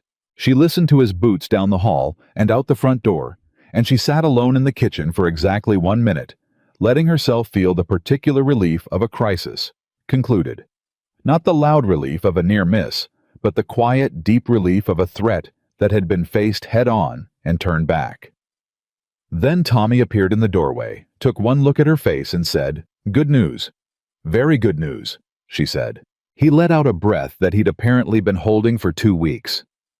"Thank God," he said with a sincerity that was entirely unperformed. "I've been so worried I've been dropping things." "I noticed," she said. "You broke 2 cups." "I'll pay for them." "You absolutely will not." She stood up. "Go tell the others. Jake's telling Hector, but the men deserve to know." She pointed at him. "And Tommy, tell them quietly. No celebration that makes it look like we were afraid. We handled it. That's all." He grinned with his whole face. "Yes, ma'am." He disappeared. She heard him outside. Approximately 30 seconds later, the particular sound of a young man exercising extreme restraint while conveying extremely good news, which meant a sort of aggressive whispered urgency that carried through the walls regardless. She shook her head. She went back to the bread.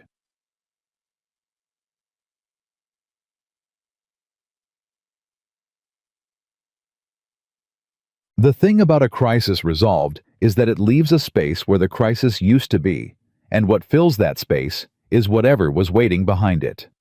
What was waiting behind the Braddock situation, Margaret discovered over the following week, was Deke Harlan. And Deke Harlan had apparently decided now that the external threat was gone to become the internal one.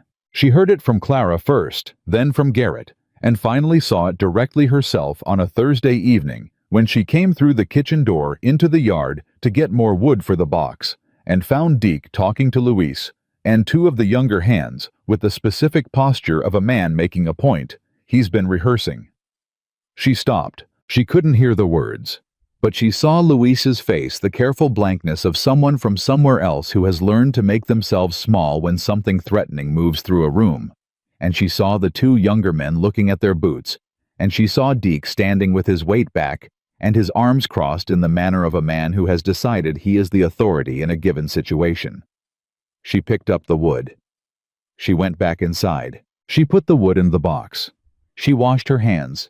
She stood at the sink for a moment looking at the window. She thought enough. She had been patient. She had played it strategically the way she'd told Jake to play it quietly once about the work. She had given Deke the professional courtesy of not making it personal, which was more than he'd extended her. She had been patient and strategic, and it had not resolved anything, and now he was talking to Luis, who was 22 years old and 3 years from Mexico, and was just beginning to feel like he had a place at this table, and she was done. She went to Jake's office. He looked up, looked at her face, set down his pen. "Deke," she said, "what did he do?" "He's outside talking to Luis and 2 of the others. I don't know exactly what he's saying, but I know what it looks like, and I know what it's doing to Luis." She stood in the doorway. "I'm not asking you to fight my battles. I'm telling you that what he's doing now has stopped being about me and has started being about your men, and that's a different matter." Jake was already standing. "I'll handle it," he said. "I know you will," she said. "That's why I came to you. He walked past her into the hall. She went back to the kitchen. She did not follow him outside because this was his, and she'd said what she needed to say, and the rest was his to do. She heard voices outside. She couldn't make out the words, didn't try to. She focused on the bread dough in front of her, on the feel of it under her hands, on the rhythm of the work. 15 minutes later, Tommy came through the back door. He poured himself a cup of coffee and stood at the counter with the expression of someone who had witnessed something they were still processing. "What happened?" she said. "Jake talked to Deke," Tommy said. "And," Tommy wrapped both hands around his cup. "And Deke's leaving. Day after tomorrow. Jake gave him a month's wage and told him." He paused. "He said a man who uses his years of service as a reason to undermine the people around him has already decided he doesn't want to be here anymore." Margaret kept her hands in the dough. "He said that to him directly." "Quietly," Tommy said.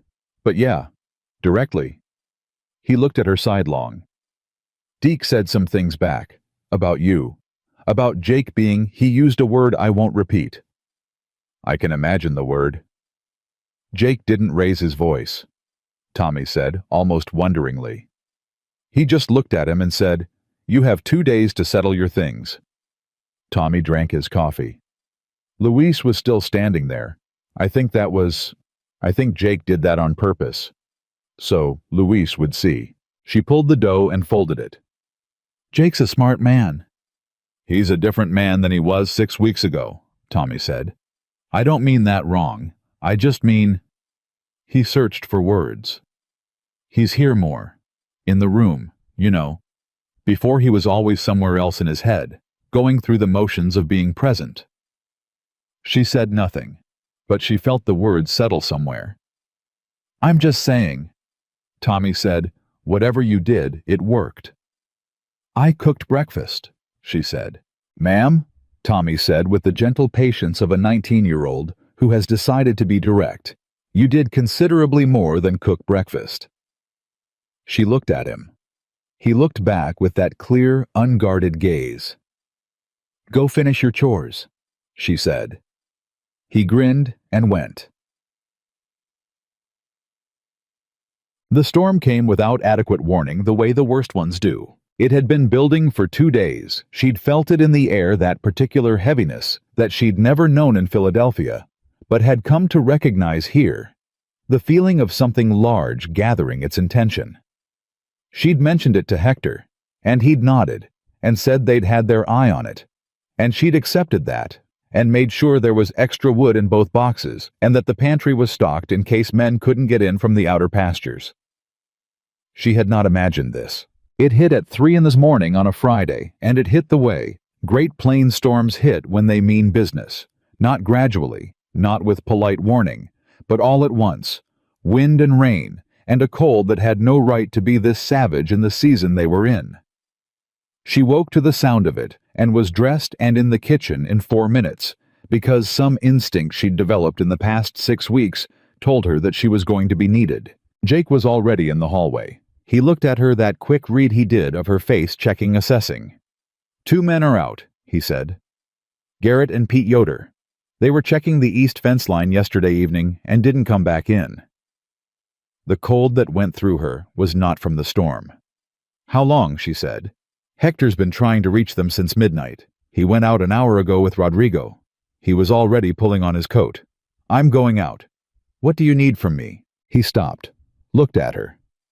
"The kitchen," he said. "Whatever they come back with, injuries, cold, exhaustion, I need the kitchen ready. Hot water. Whatever you have for—" He gestured vaguely at the category of things that go wrong with people in bad conditions. "Go," she said. "I'll have it." He went. She turned to the range with the particular focus that emergencies produce, the narrowing of everything to what is immediately necessary, and the setting aside of everything else without ceremony. Hot water first. All the pots she had filled, and on the range. She built the fire to the highest safe point, got the stove running at full capacity. She found the medicine kit she'd brought from Philadelphia, the one she'd given Tommy headache remedy from, and went through it with the mental inventory she'd been keeping since she'd arrived, what she had, what she could substitute for what she didn't. Bandages. Carbolic acid. She had a small bottle. Laudanum, very little enough for real pain. Needle and thread. She set these out on the work table with the organized calm of a woman who has decided that panic is simply not on the available list of responses. Clara appeared in the doorway wrapped in a shawl, her face tight. "What do you need?" "Blankets. As many as you can get. Put them near the range to warm." Margaret was already moving. "And wake Tommy. He's young and strong. And I might need him in here." Clara disappeared. Tommy appeared 6 minutes later, hair still pressed from the pillow immediately, and fully present in the way of young men who respond well to emergencies. "What do I do?" he said. "Stand there and be ready to do whatever I tell you," she said. "And do it fast." "Yes, ma'am." She kept moving. She made a large pot of the strongest beef broth she could manage from the stock she had. It wasn't fancy, it wasn't a meal, but it was hot and dense, with everything a body needed when it had been fighting cold for hours. She made coffee. She heated water in every vessel available. She did not let herself think about Quiet Garrett, who never said more than 4 words, but had come to warn her about Deke, because he'd decided she deserved to know who loved dried apple, anything who she'd been slipping extra cornbread to for 3 weeks, because she'd noticed he always looked at it. She did not let herself think about Pete Yoder, who was 31, and had a photograph of a woman and a child pinned to his bunk above his pillow, which she knew because she'd gone to change his linens the 1 week Clara had been ill, and had seen it, and had not said anything, because some things are private. She kept moving, because moving was what she had.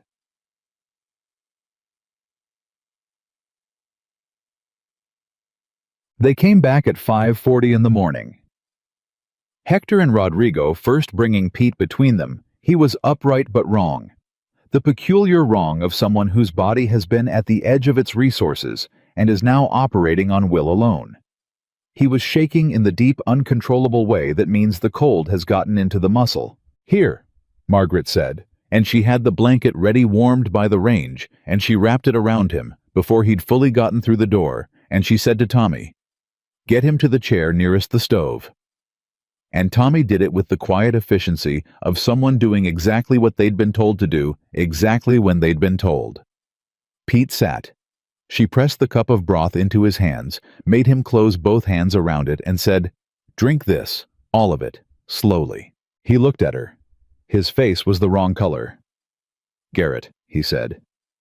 "Still out," Hector said behind her.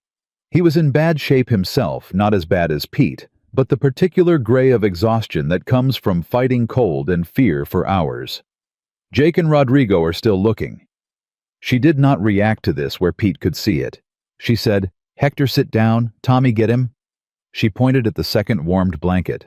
"And there's broth for him, too." She worked the room the way she'd learned to work the kitchen efficiently, with total attention, without wasting motion. Pete's hands were the worst of it. She checked them herself, pressing gently to check circulation, looking at the color, watching how he responded. Not frostbitten or not yet, which meant they had time if they kept him warm. She kept feeding him broth. She talked to him while she did it, not about Garrett, not about anything frightening, just the ordinary talk of a woman trying to keep a man grounded in the present moment. She talked about breakfast, what she was going to make when the sun came up. Whether he had a preference for biscuits or cornbread. A question she already knew the answer to. He answered. That was what mattered, that he was answering. At 6:23, she heard horses. She did not run to the door. She stood very still for 1 second, listening to the sound of it, trying to read what the number of horses meant, what the pace meant. Tommy ran to the door. He looked out. He turned back to her. "Jake," he said. "He's got Garrett." She let out a breath she'd been holding for 2 hours. She started moving. Garrett had a broken arm, his left from a fall when his horse had come down on the wet ground, and he had hypothermia of the serious kind, the kind where the shivering has gone past violent and into something slower and more dangerous. Jake had found him 2 miles from where he should have been, his horse gone lame, sitting against a fence post with the methodical calm of a man who had decided he was going to wait and not panic about it. He came through the door on his own feet, which was more than it looked like he should have been able to manage. Jake was behind him, one hand at his back, and the expression on Jake's face was the one she'd seen only once before, not controlled, not contained, but exposed in the way people get when they've been genuinely afraid and haven't fully come out of it yet. "Chair," she said. "Closest one." Garrett sat. She assessed him in 60 seconds, breathing color the quality of his responses when she spoke to him, the arm which was clearly broken, but was not bleeding. She pulled the warmest blanket she'd kept, one specifically in reserve, and put it around him and said, "Garrett, look at me." He looked at her. His eyes were present, slow and tired and in pain, but present. "You're going to be fine," she said. "The arm needs setting. I'm going to have to do that, and it's going to hurt. But you're here, and you're warm, and you're going to be fine. Do you understand me?" He looked at her for a long moment. Then, in a voice rougher than she'd ever heard from him, "Yes, ma'am." "Good." She turned to Jake. "I can splint the arm. I need straight wood, about 18 inches 2 pieces, and I need more clean cloth." "I'll get it," Jake said. "And Jake." He stopped. She looked at him directly. "Go change your clothes first. You're soaked through." He looked at her. She looked back. He was cold and exhausted and still running on emergency energy, and she was not going to let him pretend otherwise. 3 minutes, she said. "I'll have what I need ready." He went. He was back in 4 minutes in dry clothes, carrying 2 lengths of smooth wood from the barn. She looked at them, tested them against Garrett's arm to check the length. "Good," she said. "Now hold him." What followed was not pleasant for anyone. Setting a broken arm without a doctor is not a gentle process, and Garrett, who had barely made a sound in 6 weeks at her table, made sounds now that she would remember for a long time, because they were the sounds of a man at the very limit of what he could hold. She worked fast and did not apologize for the pain, because apologizing for necessary pain is a form of dishonesty, and she talked to him the whole time, steady, specific, telling him exactly what she was doing, and exactly when the worst of it would be over. Jake held him, and she felt Jake's eyes on her throughout, watching her hands, watching her face. When it was done, she tied the splint and stepped back. Garrett was shaking, but the arm was set. She could feel it, the bones in their right relationship, the splint holding true. "Done," she said. "You did well." He looked at her with the eyes of a man on the other side of something difficult. "Thank you," he said. 2 words from Garrett she had learned were the equivalent of a speech from anyone else. "Thank me by resting," she said. "Tommy, can you and Rodrigo get him set up near the range? He's not going to the bunkhouse tonight." Tommy was already moving. She turned. Jake was standing 2 feet behind her, still watching her. The kitchen was full of people now. Pete, Hector, Rodrigo, Tommy, Clara, who had come back with more blankets, and in the middle of all of it, she and Jake were somehow in a quiet space, a foot of distance between them that felt like both very far and not far enough. "The arm," he said quietly. "Set clean," she said. "He'll need a doctor to confirm when the weather clears, but he's not in danger." "You've done that before." "Once," she said. "My cook in Philadelphia. She fell on the kitchen stairs." She looked at him steadily. "I always had the medicine kit. Edward thought it was excessive." Something moved through Jake's face at the mention of Edward. Not jealousy. Nothing so simple as that, but something like the particular kind of anger that comes when you hear about a person who undervalued something you now understand the full value of. "It wasn't excessive," he said. "No," she said, "it wasn't." They stood looking at each other in the middle of a kitchen full of people, and the kitchen around them was warm and loud and alive in the specific way that places get when people have been afraid together and have come out the other side, and something between them was different, not new. She realized that with a slight shock. Not new at all. Just visible finally. The way things become visible when enough other things have been stripped away. "Margaret," he said. Low. Just her name, but with something in it she'd been hearing for a long time, without letting herself hear it. "I know," she said. Just that. Just those 2 words. He nodded, slowly. like she'd answered a question he hadn't asked out loud. Tommy appeared between them with the specific obliviousness of the young. "Ma'am Garrett's asking if there's any apple in anything." "There's apple cake from yesterday," she said without looking away from Jake. "Give him a piece." Tommy disappeared. She took a breath. "I have to feed people," she said. "I know," Jake said. "And you need to sit down and eat something yourself. You've been out in that for 3 hours." "Margaret." "Jake." She looked at him directly. "Sit down. I'll feed you. We can—" She stopped, started again. "We can talk later, when there's space." He looked at her for one long moment. Then he pulled a chair out from the table and sat down with the specific quality of a man who has decided to trust someone enough to let them take care of him, which for a man like Jake Caldwell was not a small thing. She went to the range. She made him eggs and salt pork and bread, and she put it in front of him without ceremony. And she watched from the corner of her eye as he ate with the concentrated attention of a man whose body is insisting on being taken seriously. The kitchen filled and emptied and filled again over the next 2 hours. Men came in from the bunkhouse, needing to know what had happened. Clara made more coffee. Tommy ferried plates and blankets and managed the whole operation with a competence that had apparently been waiting in him for exactly this kind of moment.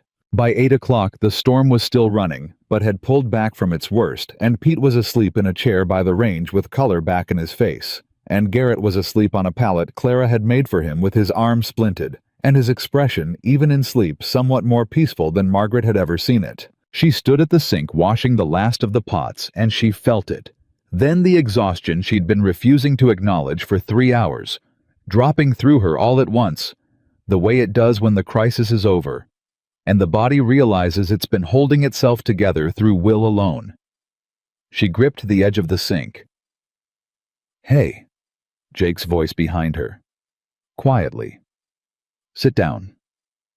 I have more to—" "It can wait." He was already beside her, not touching but close. "Sit down, Margaret." She sat. He put coffee in front of her.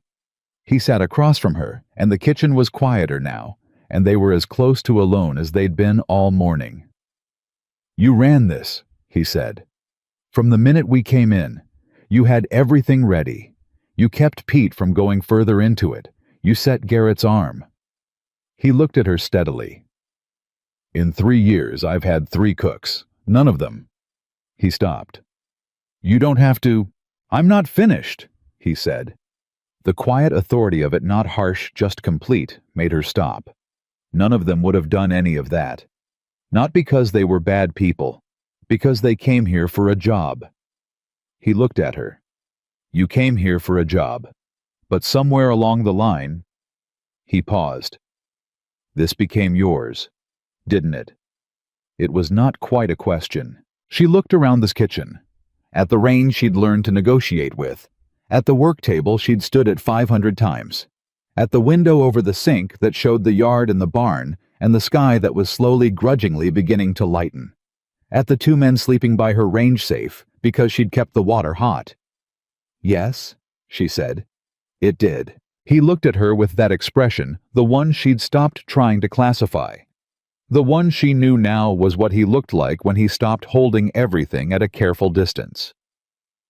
"I need to tell you something," he said. She looked at him. "When I wrote that advertisement," he said slowly, "I was looking for a cook. I told myself that was all I needed.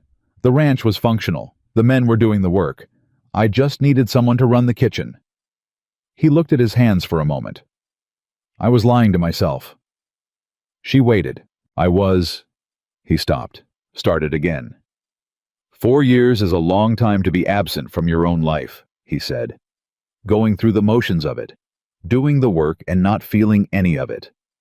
And then you came and you burned the biscuits on day 13, and you laughed at yourself, and you read my legal documents at 11 o'clock at night, and told me the truth in the morning, and you set Garrett's arm at 6 in the morning without being asked, and—" His voice had gone lower. "I haven't been absent from my own life since about the 3rd week you were here." The kitchen was very quiet. She felt the weight of what he'd said, not its surface, but the depth of it, the years underneath it, The cost of saying it to someone when you're a man who doesn't say things you aren't certain of. "Jake," she said, "I know it's not—" He stopped. "You came here to survive, not to, I don't have a right to." "Jake." She said it more firmly. He stopped. She looked at him directly, the way she'd learned to look at things she wasn't going to turn away from. "I came here to survive." "That's true." She paused. "But I've been alive in this kitchen in a way I haven't been anywhere in years. And that's—" She chose her words with the care they deserved. "That's not the job. That's you. And this place. And those men." She held his gaze. "And I don't know what to do with that yet. But I know I'm not afraid of it." He looked at her for a long moment that had the quality of something settling not an ending, but a foundation. "That's enough," he said quietly. "For now, that's enough." Outside, the storm was pulling back. The light was changing. The Kansas sky was doing what it always did after violence, returning to itself, blue and enormous, and indifferent to everything that had just happened beneath it. Inside, a kitchen was warm. 2 men slept safely by a range. A boy of 19 was washing cups with the focus of someone learning that this is also what it means to be useful. A foreman was somewhere on the ranch doing the damage assessment with the steady purpose of a man who knows that what comes after a storm is always the work of putting things back together. And at the kitchen table, 2 people who had each lost everything they thought they were, and had each found in this unlikely place the beginning of something they hadn't known they were still capable of, sat across from each other in the quiet that comes after danger and breathed. "I should check on Pete," she said finally. "I'll check on the horses," he said. They stood. For a moment, they were both standing at the same time, in the same small space, and neither of them moved, and the distance between them was different from every distance they had stood at before, charged with something that had been named now, even though they had been careful with the naming, even though they had agreed without words to be patient with it. He reached out. He put his hand briefly against hers, not a hold, not a claim, just the specific warmth of contact between 2 people who have decided quietly and without ceremony that they are no longer standing alone. Then he went to check on the horses. She went to check on Pete, and Circle M Ranch, battered and storm-marked and entirely intact, went about the business of the morning. The morning after the storm, Margaret found Garrett sitting up. Not standing, sitting, which was already more than the doctor who rode out from Willow Creek would later say he expected, with his splinted arm across his lap and a cup of coffee in his good hand that Tommy had clearly brought him, and an expression on his face that she had never seen there before. Not the careful blankness he wore at meals. Something open. Something that looked on Garrett's particular face almost like gratitude trying to find its shape. She checked his arm first, pressed gently along the splint, watched his face for the quality of the pain. It was there, she could see it, but it was the clean pain of a bone held correctly, not the wrong kind. "How's the feeling?" she said. "Hurts," he said. "Good. That means the circulation's right." He looked at her for a moment. Then he said 4 words, which for Garrett was a declaration. "You said it clean." "I've had one practice," she said. "You were a better patient than my cook in Philadelphia." "She fight you." She cried the entire time. He almost smiled. "I thought about it," he said. She laughed genuinely, not the polished version, and Garrett, for the first time in 6 weeks at her table, laughed with her. It was a short laugh, unpracticed, like a door that hadn't been opened in a long time and needed a moment to remember how hinges worked. But it was real, and she heard it, and she felt it land in the same place that Tommy's words about home had landed on her very first evening. She thought this is what Jake meant, all along. This is exactly what he meant. She poured herself a coffee and sat beside him, not across, and they drank in the comfortable silence of 2 people who have been through something together and don't need to narrate it. After a while, Garrett said, "Pete going to be all right?" "He's already all right," she said. "He ate 4 biscuits this morning. I take that as a full medical recovery." Another almost smile. "Good." She stood. "The doctor's coming from town this afternoon to confirm the arm. Don't let him convince you that I said it wrong. I didn't." Garrett looked at her with steady eyes. "I know," he said. She went back to the range. Outside, she could hear the ranch beginning its day, the sounds of men assessing storm damage, of Jake's voice somewhere near the barn, giving direction of cattle that needed checking and fences that needed looking at, and the 1,000 ordinary tasks that a working ranch generates simply by existing. She started on breakfast. The motions were completely familiar now, the specific adjustment to the damper, the positioning of the bread on the right side, the timing she'd worked out through weeks of negotiation with a stove that had stopped fighting her somewhere around the 3rd week and had settled into something approaching cooperation. This kitchen was hers now.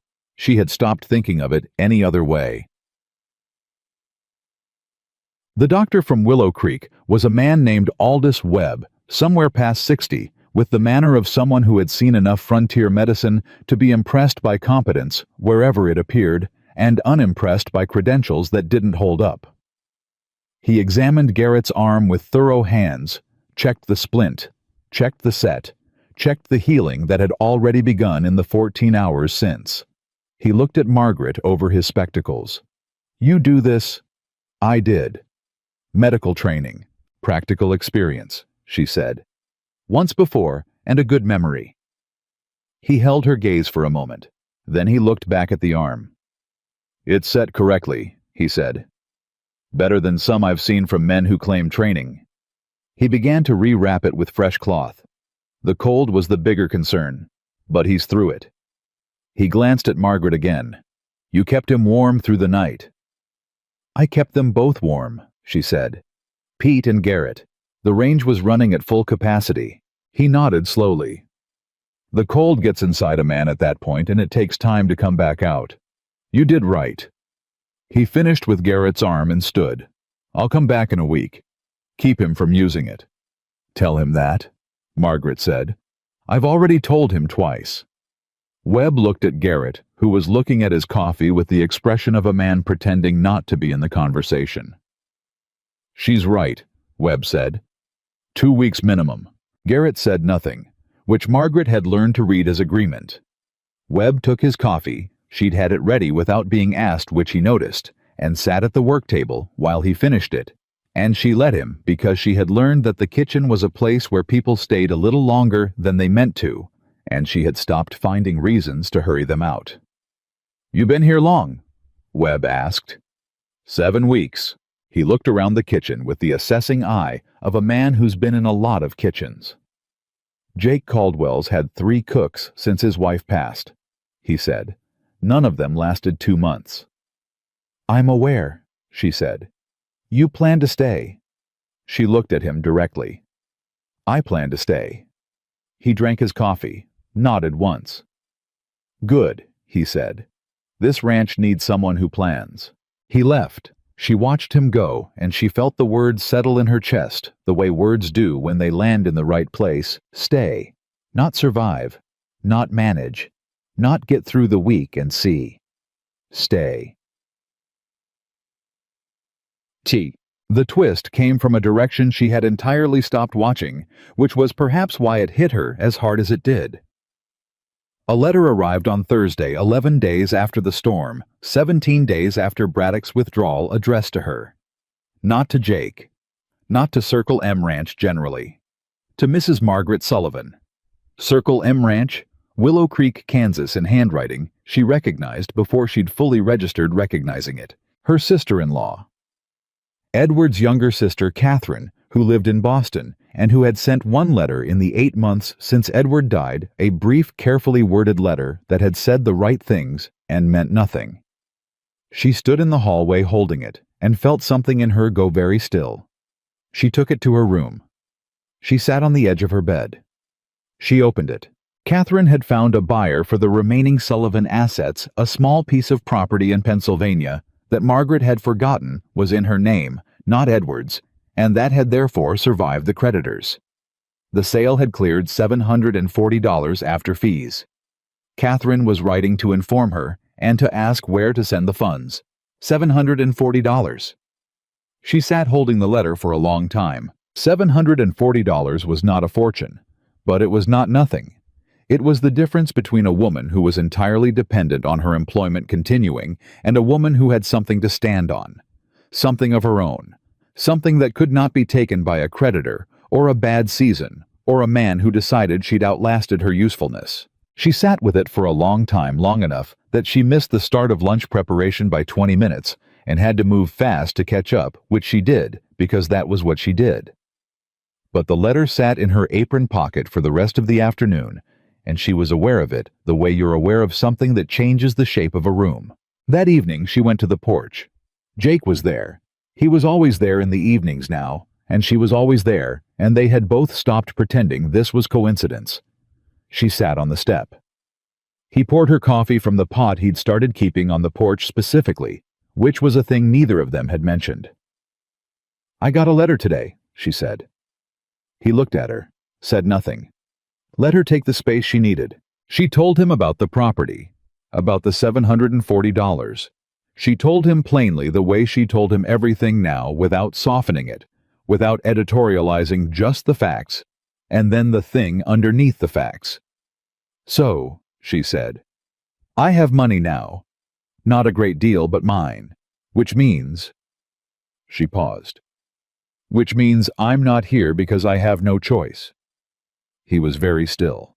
"I was always here because I chose to be," she said carefully. "I want you to know that. Even when I had $12.40, I was choosing this. But now I need you to know that I have options. That this—" She stopped, started again. "That when I tell you I'm staying, it's not because I can't afford to go." Jake set his cup down slowly. He looked at her with the expression she had finally fully learned to read. Not controlled, not contained, but present.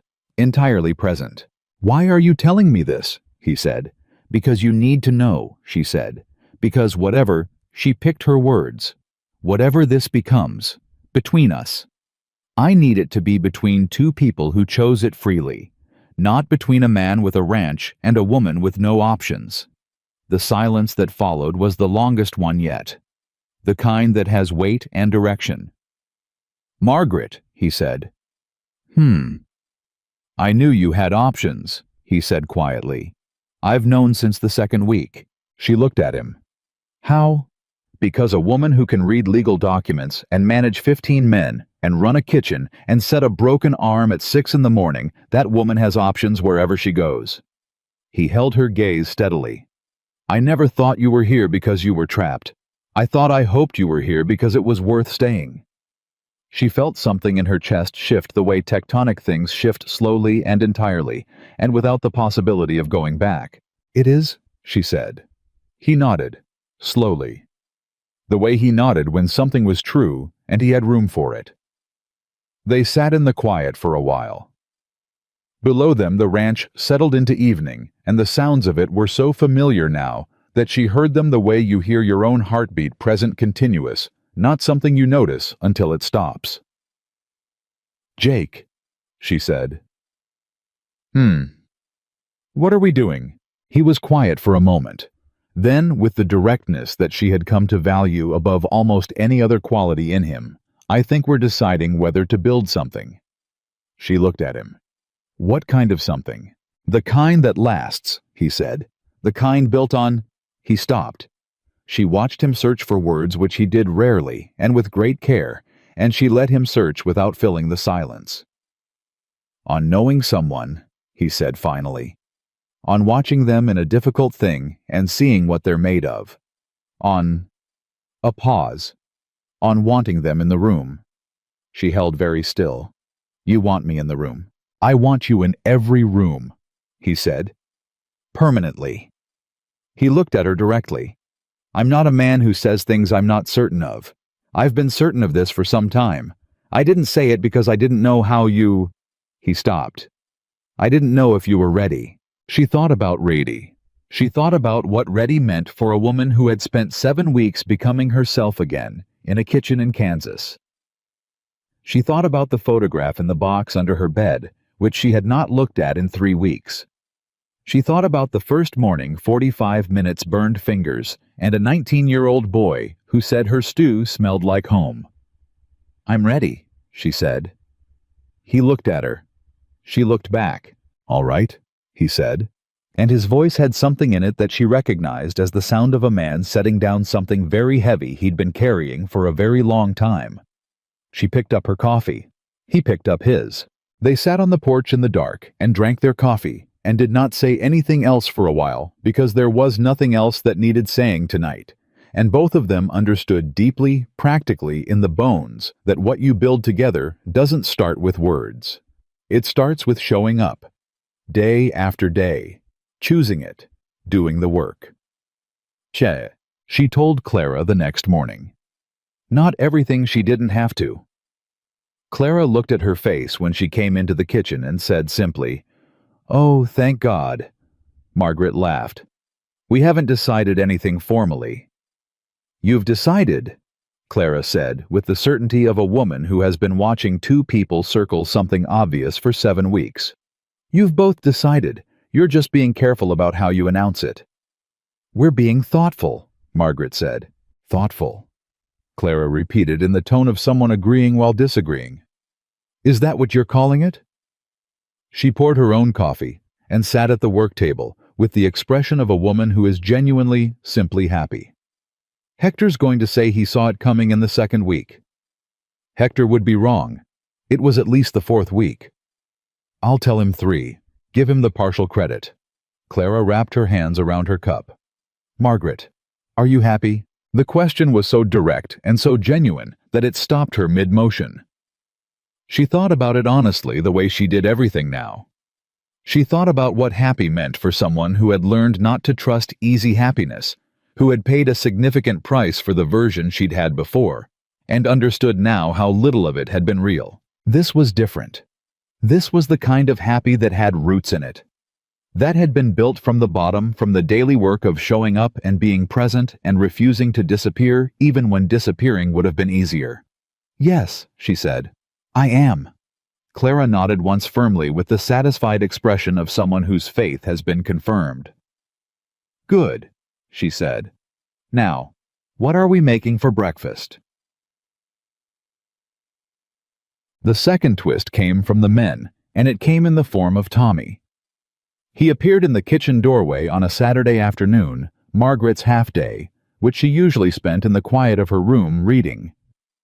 Though lately, she'd been spending it on the porch or in the office with Jake, going over ranch accounts, which was its own kind of reading, with the expression of someone who had been elected spokesperson for a group decision.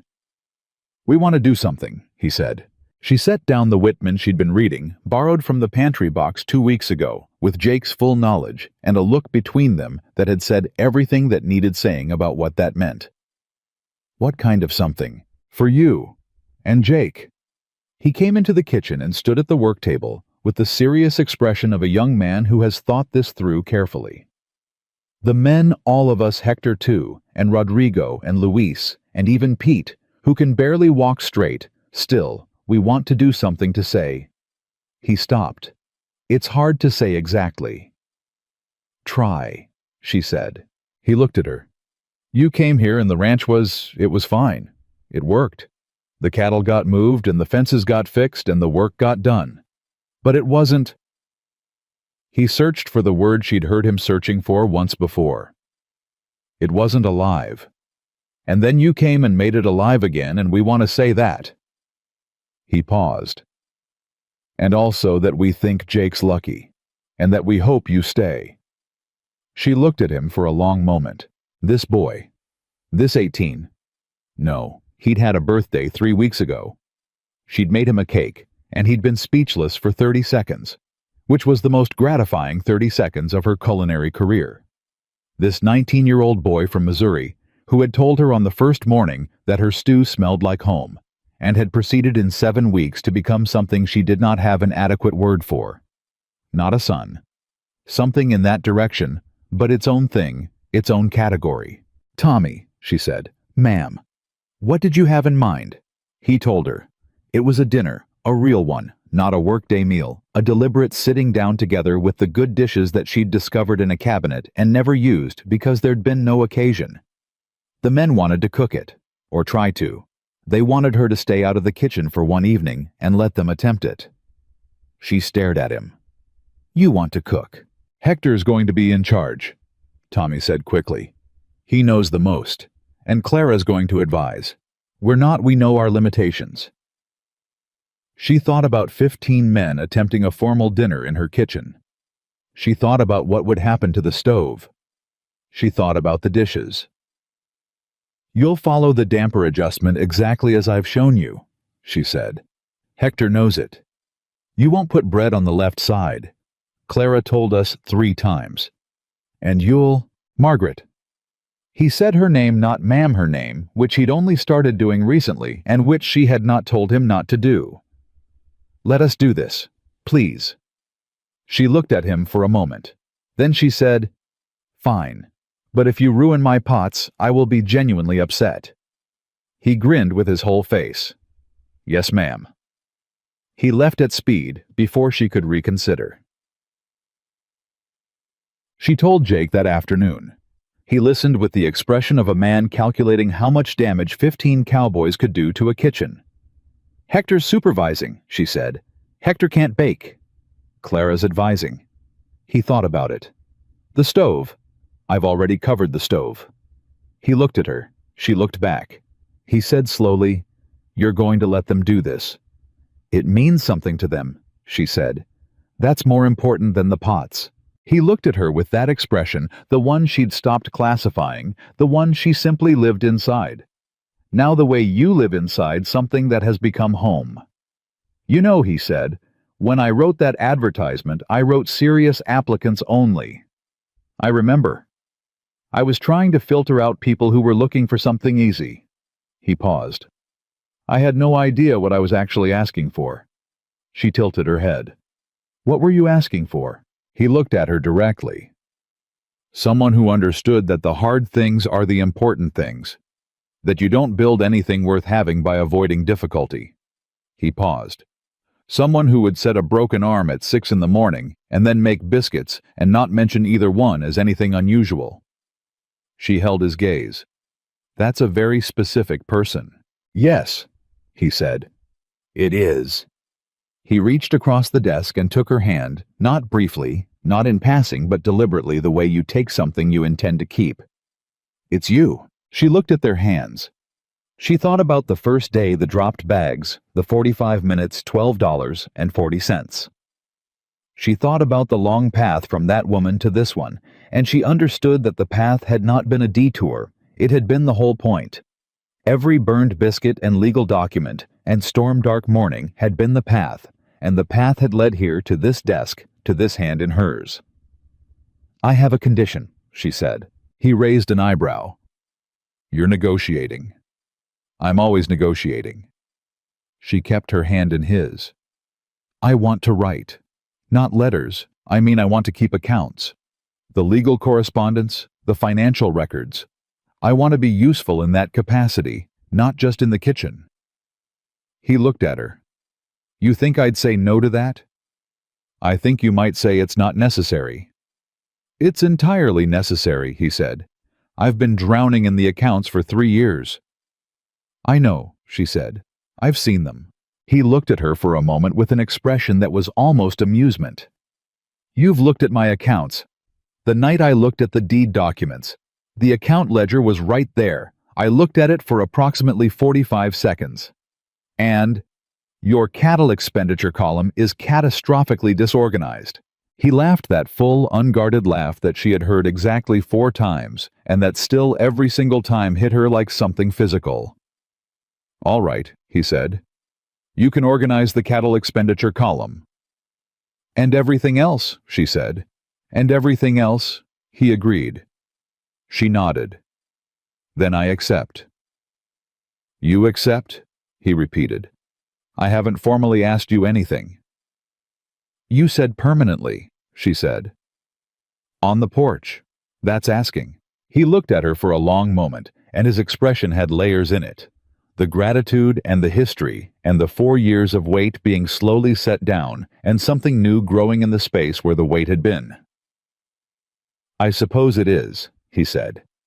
It is, she said. He lifted her hand.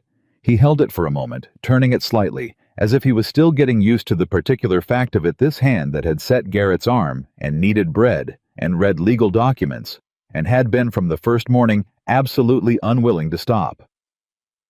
"Margaret Sullivan," he said. "Jake Caldwell," she said. "Stay," he said. "I already told you," she said. "I'm staying." The dinner the men made was imperfect and wonderful in exactly the proportion she would have predicted. The bread was slightly overdone on the bottom. Someone had put it too far left, despite all warnings, and the roast was uneven with one end more cooked than the other, and someone had added too much salt to the potatoes, which Luis had to quietly admit because he was constitutionally unable to let someone else take the blame for a mistake he'd made. But the table was set with the good dishes every place, and someone had put the lamp in the center, and it threw a warm light over everything, and the men were sitting in their chairs with the sheepish pride of people who have attempted something outside their competence and are not entirely sure how it went. Hector stood at the head of the table. Jake's place was empty. Jake and Margaret were still in the hallway, and when they came through the door, all 15 men looked at them with the expression of a group that has collectively decided something and is holding it slightly awkwardly, the way groups hold things that belong more to individual hearts than to group performance. Tommy spoke. Of course Tommy spoke. He had been elected. She was certain of it. "We wanted to—" He stopped, started again. "We wanted to say thank you, to both of you." He looked at Margaret specifically. "You came here, and you made this place." He stopped a third time, and she saw in his face the same search for words she'd seen before, the reaching for something that was slightly larger than what he had. "You made it matter," he said finally. "The eating together, the talking, the—" He waved a hand vaguely at the kitchen, at the ranch, at everything. "You made it matter." The room was very quiet. She looked at these men, at Hector, dignified and steady, at Rodrigo, who had carried Garrett through a storm, at Luis, who was finally fully at home at this table, at Pete, who still moved carefully but was here present recovering, at Garrett, arm-splinted, sitting straight with that door that learned to open expression she'd first seen 3 days ago, at Tommy, who was 19 years old and already becoming someone remarkable. She thought, "I came here with 2 bags and no plan, and the only thing I had was the inability to quit." She thought, "Look what that built." She looked at Jake beside her. He was looking at the table, at the men, at the effort of the meal, at the good dishes, with the expression of a man who has come back to his own life and found it better than he left it. He put his hand at the small of her back. Not a grand gesture, just placement. "I am here. You are here. We are here," and she felt it through her whole body. She looked at Tommy. "Thank you," she said. "All of you." She paused. "Although someone put bread on the left side of the stove." The room erupted. Tommy's hand went to his face. Hector turned to look at someone on his left. 3 men spoke at once.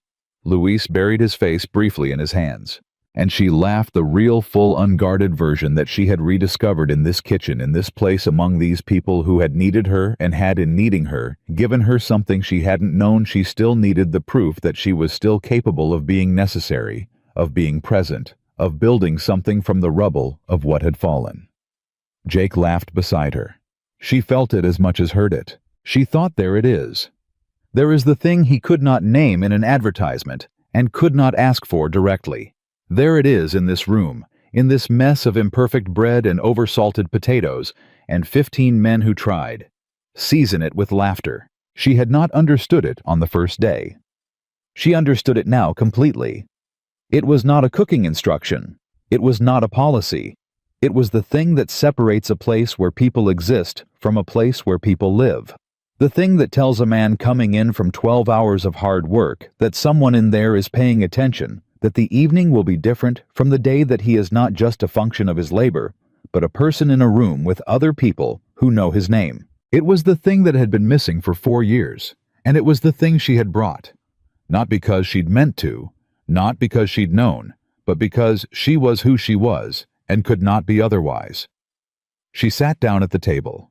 Jake sat beside her, not at the head beside her, which was a choice, and everyone at the table registered it as such. Hector began to pass the dishes.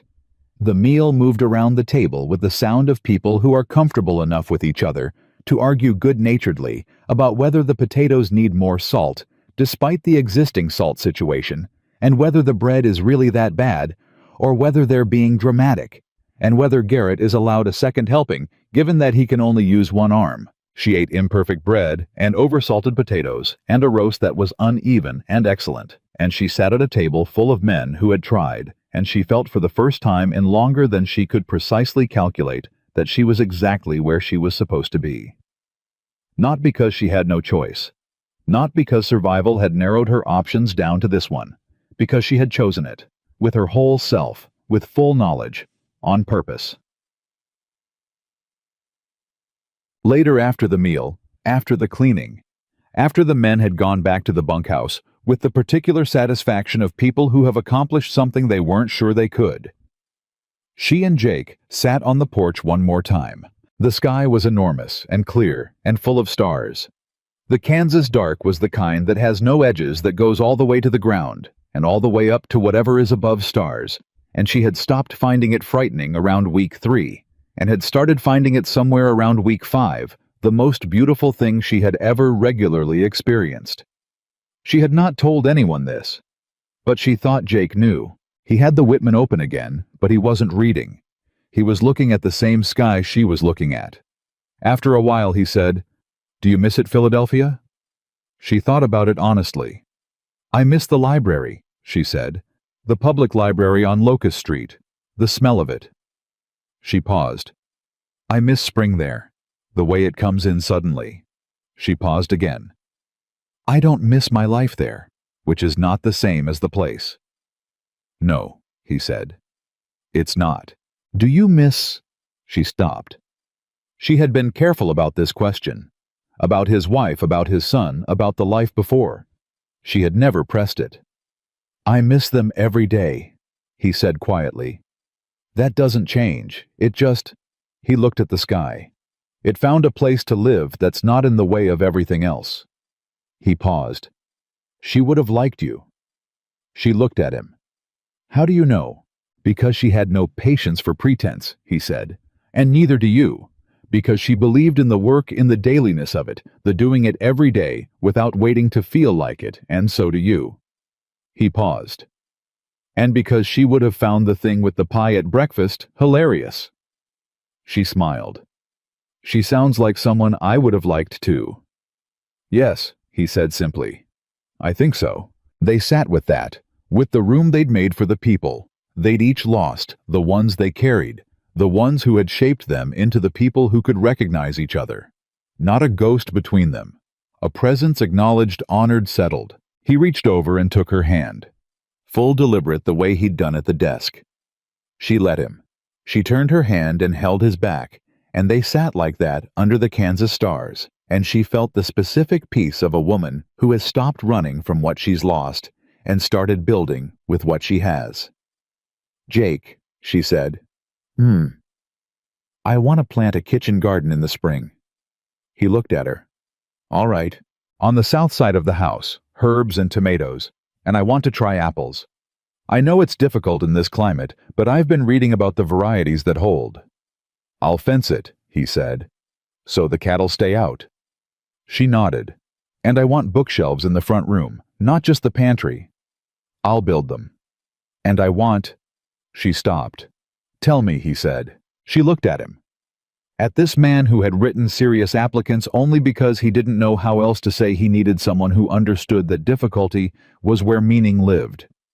Who had kept poetry he couldn't read because he couldn't let it go. Who had handed her the drawer with everything in it because he'd looked at her and decided in the quiet way he decided things that she could be trusted with what mattered most. "I want Sunday mornings to be ours," she said. "Not for the ranch, not for the accounts. Just coffee on the porch and the book and whatever we have to say to each other." She paused. "I don't want to be busy every minute. I want to have space in it." He looked at her for a long moment, something in his face that was not quite the expression she knew, something past it, something she hadn't seen before, that was very simply and completely happiness. The kind that doesn't announce itself. The kind that settles in quietly and stays. "Sunday mornings," he said. Yes. She nodded.